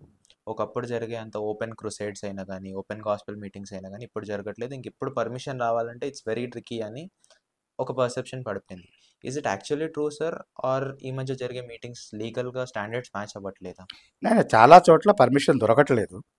ఎస్పెషల్లీ నేను చెప్తున్నటువంటి ఈ స్టేట్స్లో, యాంటీ కన్వర్షన్ లాస్ ఉన్న స్టేట్స్లో పబ్లిక్ ఆర్డర్ ఎఫెక్ట్ అవుతుందని చెప్పేటువంటి ఒక సాకుతోటి పెద్ద పెద్ద మీటింగ్స్, గాస్పెల్ మీటింగ్స్ అనుమతి ఇవ్వట్లా.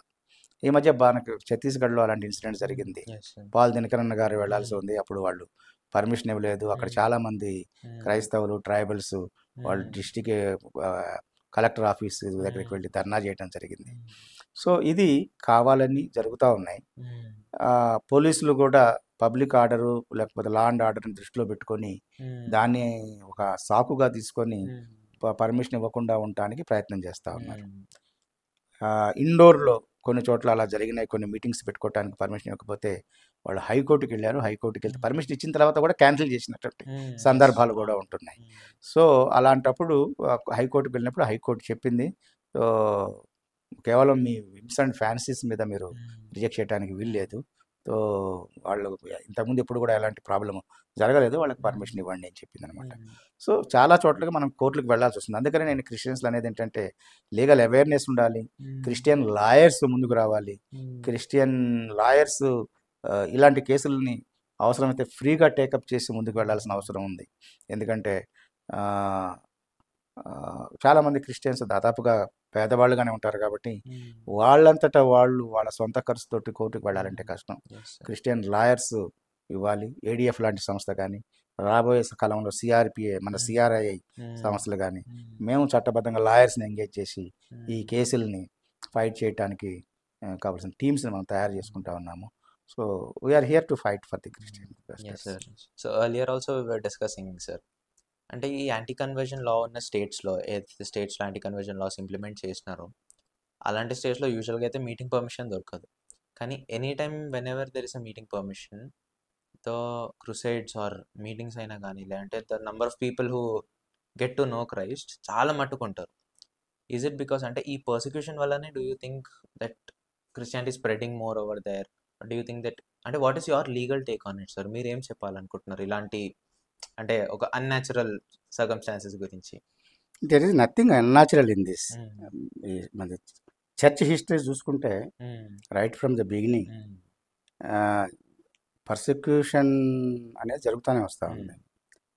ఎక్కడెక్కడ పర్సిక్యూషన్ జరిగిందో ఆ జరిగినప్పుడల్లా కూడా అంతకంటే ఎక్కువ ఫోర్స్ తోటి క్రిస్టియానిటీ మళ్ళా స్ప్రెడ్ అవుతూ వస్తూ ఉంది. సో ఈ persecution is one of the reasons, but I'm not glorifying persecution, that is one thing. So ఒకటి పర్సిక్యూషన్ వల్ల క్రిస్టియానిటీ స్ప్రెడ్ అవుతుంది, పెరుగుతుంది అనేది చర్చ్ హిస్టరీ మనకు చెప్తున్నటువంటి విషయం. సో దాని డీటెయిల్గా వెళ్ళాలంటే వెళ్ళొచ్చు, కానీ మనకి అంత అవసరం, అందరూ క్రిస్టియన్స్ మొత్తానికి తెలుసు అది. సో ఇక్కడ కూడా మన ఇండియాలో కూడా అదే జరుగుతూ ఉంటుంది. ఎంత మనం సపరేట్ చేయాలనుకుంటామో అంత ఎక్కువగా క్రిస్టియానిటీ స్ప్రెడ్ అవుతుంది. That is all the Holy Spirit that is working on the spirit. Curiosity పెరుగుతుంది, ఆటోమేటిక్గా స్ప్రెడ్ అవుతా ఉంది. దీంట్లో లీగల్గా మనం తీసుకోవాల్సిన టేక్ ఏమీ లేదు. అయితే నేను అనేది ఏంటంటే, ఈ ఎంత నువ్వు క్రిస్టియానిటీని హేట్ చేస్తూ ఉన్నారు మన ఈ కొంతమంది ఈ మతోన్మాదులు అనుకోండి, వీళ్ళు దాని ద్వారా క్రిస్టియానిటీని సపరేట్ చేద్దాము, లేదంటే దాని ద్వారా క్రిస్టియానిటీ కానీ మరి ఏ రిలీజియన్ అయినా కాదు, పర్టికులర్లీ క్రిస్టియానిటీ సపరేట్ చేస్తాము, దాన్ని స్ప్రెడ్ చేయకుండా చేస్తాము, దాన్ని అంతం చేస్తాము అని అనుకోవటం కేవలం అవివేకం. దట్ ఈస్ జరగని పని. ఎక్కడైతే నువ్వు ఎక్కువగా అణిచివేస్తావో అక్కడ ఇంకా ఎక్కువగా క్రిస్టియానిటీ స్ప్రెడ్ అవుతుంది. దాంట్లో ఏమీ అనుమానం లేదు. రెండవది, మీరు నిజంగా క్రిస్టియానిటీ వరకు వెళుతున్న వాళ్ళని వెళ్లకుండా ఆపాలి అని అనుకున్నప్పుడు క్రిస్టియానిటీలోకి ఎందుకు వెళుతున్నారు వాళ్ళు? సాల్వేషన్ కోసం వెళ్తూ ఉన్నారు, గాడ్స్ లవ్ కోసం వెళ్తూ ఉన్నారు, అది ప్రేమను చెప్తా ఉంది, గాడ్స్ గ్రేస్ కోసం వెళ్తూ ఉన్నారు. ఆ ప్రేమను మీరు చూపించాలి, కానీ ద్వేషించి మీరు ఎవరినో భయపెట్టో లేకపోతే ద్వేషించో మన వైపు తిప్పుకోవాలనుకుంటే అది ఎప్పుడు కూడా ద్వేషం అని. Hatred never wins the people and never wins the souls anywhere in the history of the world. Never happened like that. So hatred creates hatred. Hatred creates division. So love unites people.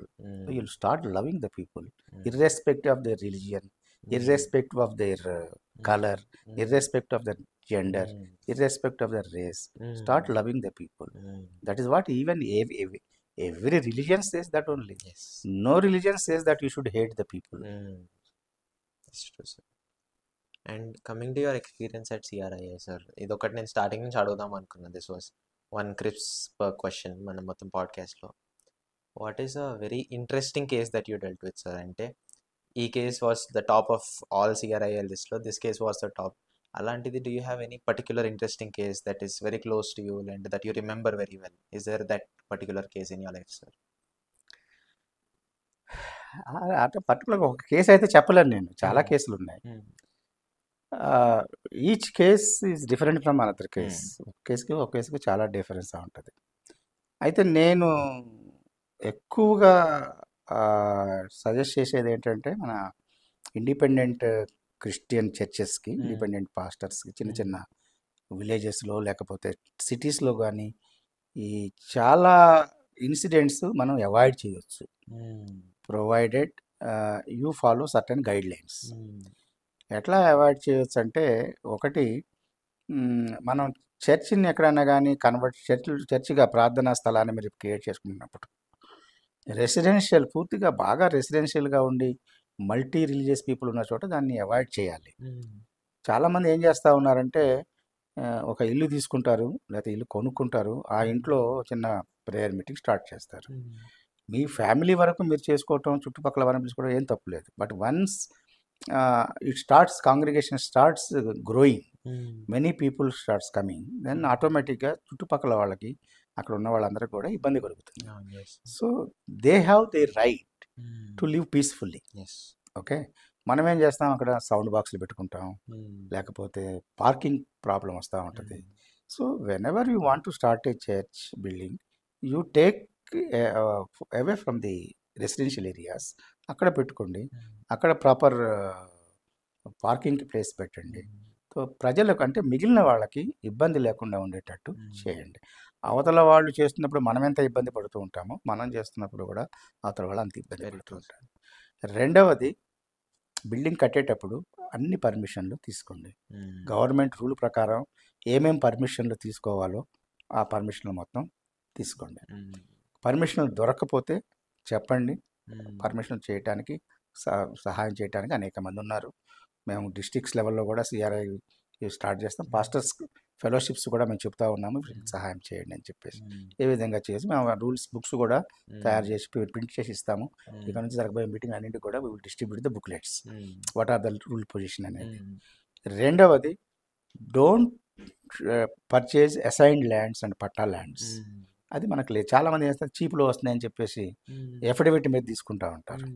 Affidavit that is legally not tenable, చట్టపరంగా అది correct కాదు. So assigned lands లేకపోతే పట్టా మీద ఉన్న lands వాళ్ళ అమ్మటానికి వీల్లేదు, ఇంకొకళ్ళు కొనడానికి వీల్లేదు.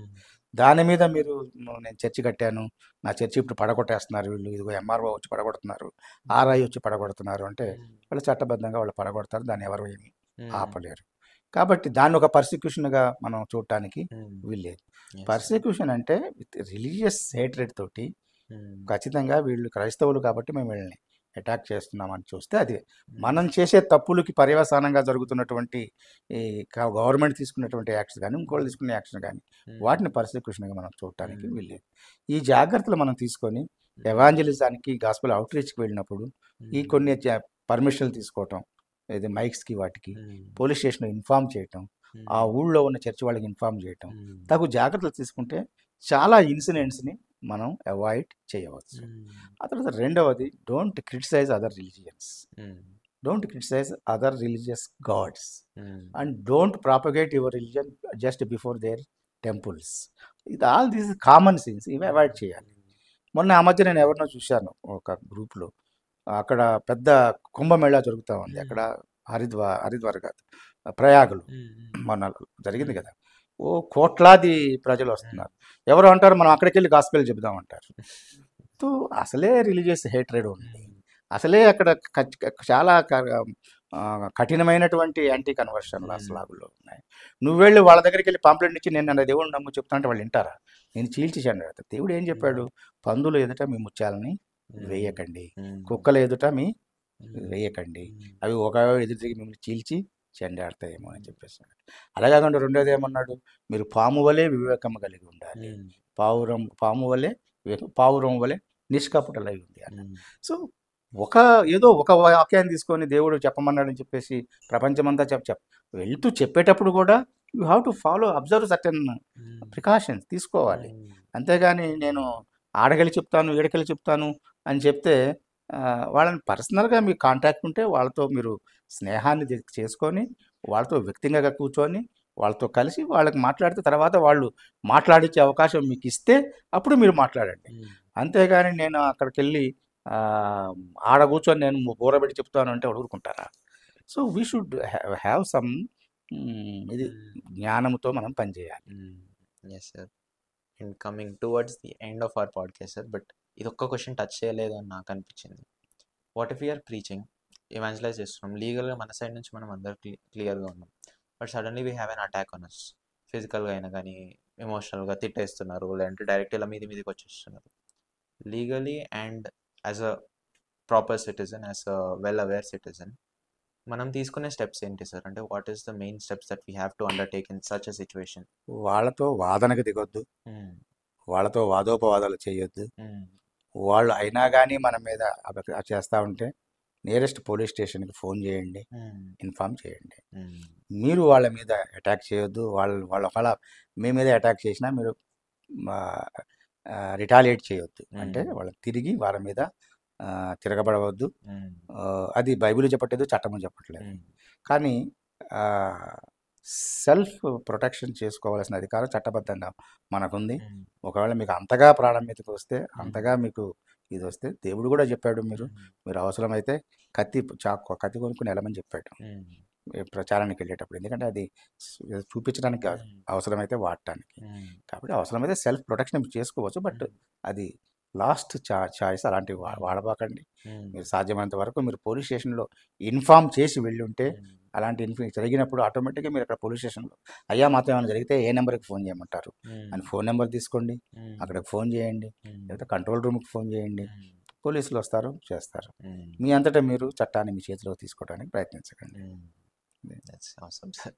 And finally sir, if you would directly like to talk to our viewers, మా వ్యూవర్స్తోని మీరు మాట్లాడి ఏదైనా ఒకటి చెప్పాలనుకుంటున్నారు, మేబీ లీగల్ అయినా కానీ, లేదంటే దేవుడు మీ హృదయంలో ఏదైనా పెట్టింది, if you directly want to talk with them and you want to share a message because to sum the podcast up, or ఫైనల్గా మీ హృదయంలో మీరు ఏదైనా చెప్పాలనుకుంటున్నారంటే what would that particular message be sir for everyone? నేను చెప్పే particular message ఏంటంటే, be a true Christian. Christian కావాలంటే క్రీస్తుని కలిగి ఉండటం క్రిస్టియానిటీ. మతంలో ఉండటం క్రిస్టియానిటీ కాదు. మతం religion is different from your faith. So మతం ఉన్నందున నేను క్రైస్తవుడిగా పుట్టాను, క్రైస్తవుడిగా పెరిగాను, చర్చికి వెళ్తున్నాను అంత మాత్రాన క్రైస్తవుడు కాదు. So be a true Christian. Christian అంటే దేవుడు నీలో ఉండాలి, నువ్వు దేవునిలో ఉండాలి, దేవుని ఆత్మ నీలో ఉండాలి. అప్పుడు అలాంటప్పుడే నీకు ఆ పునరుజ్జీవం యొక్క శక్తి నీలో ఉండాలి. అంటే క్రీస్తుతో పాటు నీవు చావాలి కదా. So whoever wants to follow the Christ, they have to follow they have to leave everything and they have to bear their own cross. So ఆ రకంగా క్రిస్టియానిటీ అనేది ఇట్ ఈస్ నాట్ ఈజీ కాదు. Mm. Christianity is definitely a difficult situation, but Mm. The end result మన గురి ఉంది. ఆ గురి Mm. వద్దకు పరిగెత్తని పౌలు చెప్తాడు కదా. Mm. సో ఆ గురి వద్దకు పరిగెత్తప్పుడు వెనక ఉన్నవి మరిసి ముందున్న వాటి కోసం వేగిరపడుతూ Mm.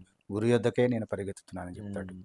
ఆ గురి వద్దకే పరిగెట్టేటప్పుడు what Mm. Ever you are living, Christians are a blessed Christians Mm. To bless the other Mm. Entire nation. Mm. ఆదికాండం 12 మొదటి 3 వచనాలు అదే చెప్పాడు కదా, నిన్ను ఆశీర్వదించేవారు నేను ఆశీర్వదిస్తాను, నీవు జనములకు ఆశీర్వాదకరముగా ఉండు. Christians should be a blessing to the entire. Don't hate anybody, don't retaliate with hatred. వాళ్ళు మనల్ని హేట్ చేసినప్పుడు కూడా మనం వాళ్ళని హేట్ చేయకూడదు, వాళ్ళని ప్రేమించాలి, వాళ్ళ కోసం ప్రార్థించాలి. ఎందుకంటే వాళ్ళు కూడా దేవుని యొక్క ఇమేజ్లో క్రియేట్ చేయబడినటువంటి మనుషులే. సో వాళ్ళ రక్షణ కోసం ప్రార్థిద్దాం, వాళ్ళని ద్వేషించొద్దు. మనం ప్రేమతో జయించాలి తప్పితే ద్వేషంతో జయించలేము. So be a Christian, by a Christian. Thank you so much for being here sir. అంటే we got both sides of your life. మీ పాస్టర్ నాలెడ్జ్ కూడా, మీ లీగల్ నాలెడ్జ్ కూడా. We had an amazing time discussing all this with you, sir. And I know that so many people are blessed. మీరు చెప్పిన knowledge వల్ల అయినా కానీ, మీ నోట్ల నుంచి వచ్చిన విజ్డమ్ వల్ల కానీ, so many people are blessed, sir. Thank you so much once again for being here, sir. And finally, before we close, would you like to pray for all of us? Would you like to pray for our viewers, sir? Yeah, definitely I would like to pray, but I thank God for giving me this opportunity, and I thank you also Yes, for sir. inviting me and giving this Thank you opportunity so to much, talk sir. to It's the an honor. viewers Mm. and express my opinion. Mm. So I thank God and ప్రార్థన చేసుకుందాం. పరిశుద్ధమైన దేవ, ప్రేమగల తండ్రి, మీరు ఇచ్చినటువంటి గొప్ప సదవకాశాన్ని బట్టి వందనాలు. అనేక మంది ఈ ఎకోస్ యొక్క వ్యూయర్స్తో మాట్లాడటానికి, వాళ్ళతో డైరెక్ట్గా సంప్రదించడానికి మీరు ఇచ్చినటువంటి కృపను బట్టి కూడా స్తోత్రాలు. అభిషేక్ ద్వారా మీరు నన్ను నా మాటలను ప్రభువా నాయన, నీ మాటలుగా ప్రభువా నాయన నాకు ప్రజల వరకు నాయన వ్యూవర్స్ వరకు ఇస్తున్నందుకు, పంపిస్తున్నందుకు వందనాలు, స్తోత్రాలు చెల్లించుకుంటున్నాం. నాయన ప్రభువా, నీ ఆత్మతో మమ్మల్ని నింపండి, నీ రాజ్య వ్యాప్తి కొరకు మమ్మల్ని వాడుకోండి. ఈ దేశాన్ని ఆశీర్వదించు, ఈ దేశాన్ని నాయన ప్రభువా స్వస్థపరచు. నాయన ప్రభువా, ఈ దేశంలో అనేక మంది క్రైస్తవులు నీ నామం కోసం నాయన ప్రభువా, నీ రాజ్యం కోసం కష్టపడుతూ ఉండగా, అనేక హింసలు అనుభవిస్తూ ఉండగా, అనేక మంది బందీలుగా మారుతూ ఉండగా వారందరినీ విడిపించండి ప్రభువా నాయన. అది మా వలన కదా, కేవలం మేము నీవు ఏర్పరచుకున్నటువంటి చిన్న వెసల్స్ మాత్రమే. మమ్మల్ని మీరు వాడుకుంటున్నందుకు వందనాలు నాయన. అనవసరమైన కేసుల్లో, అబద్ధపు కేసుల్లో నాయన నీ నామం కోసం బందీలుగా ఉన్న వారిని విడిపించండి, గాయపడిన వారిని స్వస్థపరచండి, నీ నామం కోసం పనిచేస్తున్న వారిని బలపరచండి నాయన. ఇంకా నీ నామ మహిమార్థమే పడుకున్న అనేక ఆత్మలు ఇక్కడ రక్షింపబడేలాగా సహాయం చేయండి నాయన. ప్రతి ఒక్కరిని నీవే సృష్టించావు, ప్రతి ఒక్కరిని నీ ఇమేజ్లో సృష్టించావు. అందరూ ప్రభా ఎవరు నాయన నశించకూడదని నువ్వు నాయన మా రావటం, రెండవ రాకడ రావటానికి నాయన ఆలస్యం చేస్తున్నాం ప్రభా. ప్రతి ఒక్కరికి గాస్పెల్ అందటానికి నీ కృపను అనుగ్రహించు. అలాంటి వాతావరణాన్ని మా దేశంలో అనుగ్రహించు. మమ్మల్ని అందరినీ మీ కృపగల హస్తాలకు సమర్పించుకుంటూ, మీరు ఇచ్చిన ఈ గొప్ప సదవకాశానికై వందనాలు చెల్లించుకుంటూ, అభిషేక్ని, ఆయన కుటుంబాన్ని, ఆయన చేసిన పరిచర్యను ఆశీర్వదించమని వేడుకుంటూ, యేసుక్రీస్తు పరిశుద్ధ నామాన్ని బట్టి ప్రార్థిస్తూ ఉన్నాం తండ్రి. ఆమేన్. Thank you so much, sir. Thank you very much. That was it for today, guys. Thank you so much once again for tuning into this podcast. ఇంతసేపు లాస్ట్ వరకు చూసినందుకు thank you so much. Your love, your support means everything to us. నాకు తెలుసు you guys have learned a lot. Christian legal rights గురించి, మన fundamental rights గురించి, దేవుడు మనకి ఈ దేశంలో ఎలాంటి రైట్స్ ఇచ్చినారో, and how biblically it is right to exercise our rights as a Christian. I know you guys have got so much out of this podcast. Now it's time to share this podcast. మీరు share చేసిన ప్రతి ఆత్మకి they are getting aware of these legal rights. They are getting saved. They are getting saved by the love of Christ. So remember that. Keep sharing this podcast. Just win more souls with us. Every share is a soul that you win. Now before we go, if you want to support Echoes of Grace financially మాతో partner చేయాలనుకుంటున్నారా, you want to support Echoes of Grace financially, then our promptings will be on the screen. You can give as God leads you. Yes, this podcast is free, but the work that goes behind this podcast is not free. So every single penny that you spend, దేవుని రాజ్య విస్తరణ కోసం ఉపయోగింపడం జరుగుతుంది. So give as God leads you. Thank you so much once again for this amazing love you guys are showing us. We will be back with another special episode, with another special story, with another amazing testimony, and with another Echoes of Grace. Thank you so much once again. This is your host, your brother in Christ, signing off. Thank you. We will meet you soon. So until then, stay tuned, keep praying, stay blessed, keep the devil on the run, and have some fun. Thank you.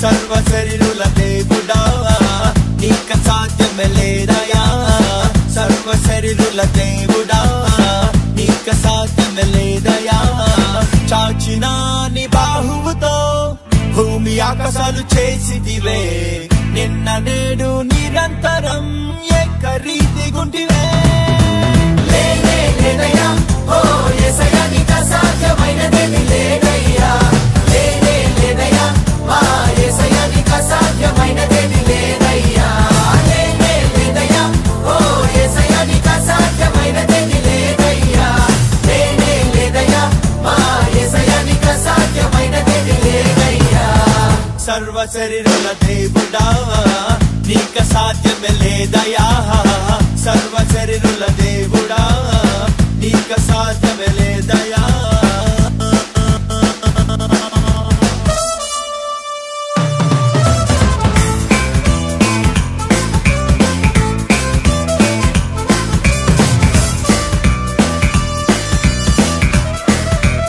ఆదాము హవ్వలను చేసినట్టి దేవా సృష్టికర్త నీకే స్తోత్రము హేబెలు అర్పణను అంగీకరించిన గొర్రె పిల్ల దేవ స్తోత్రము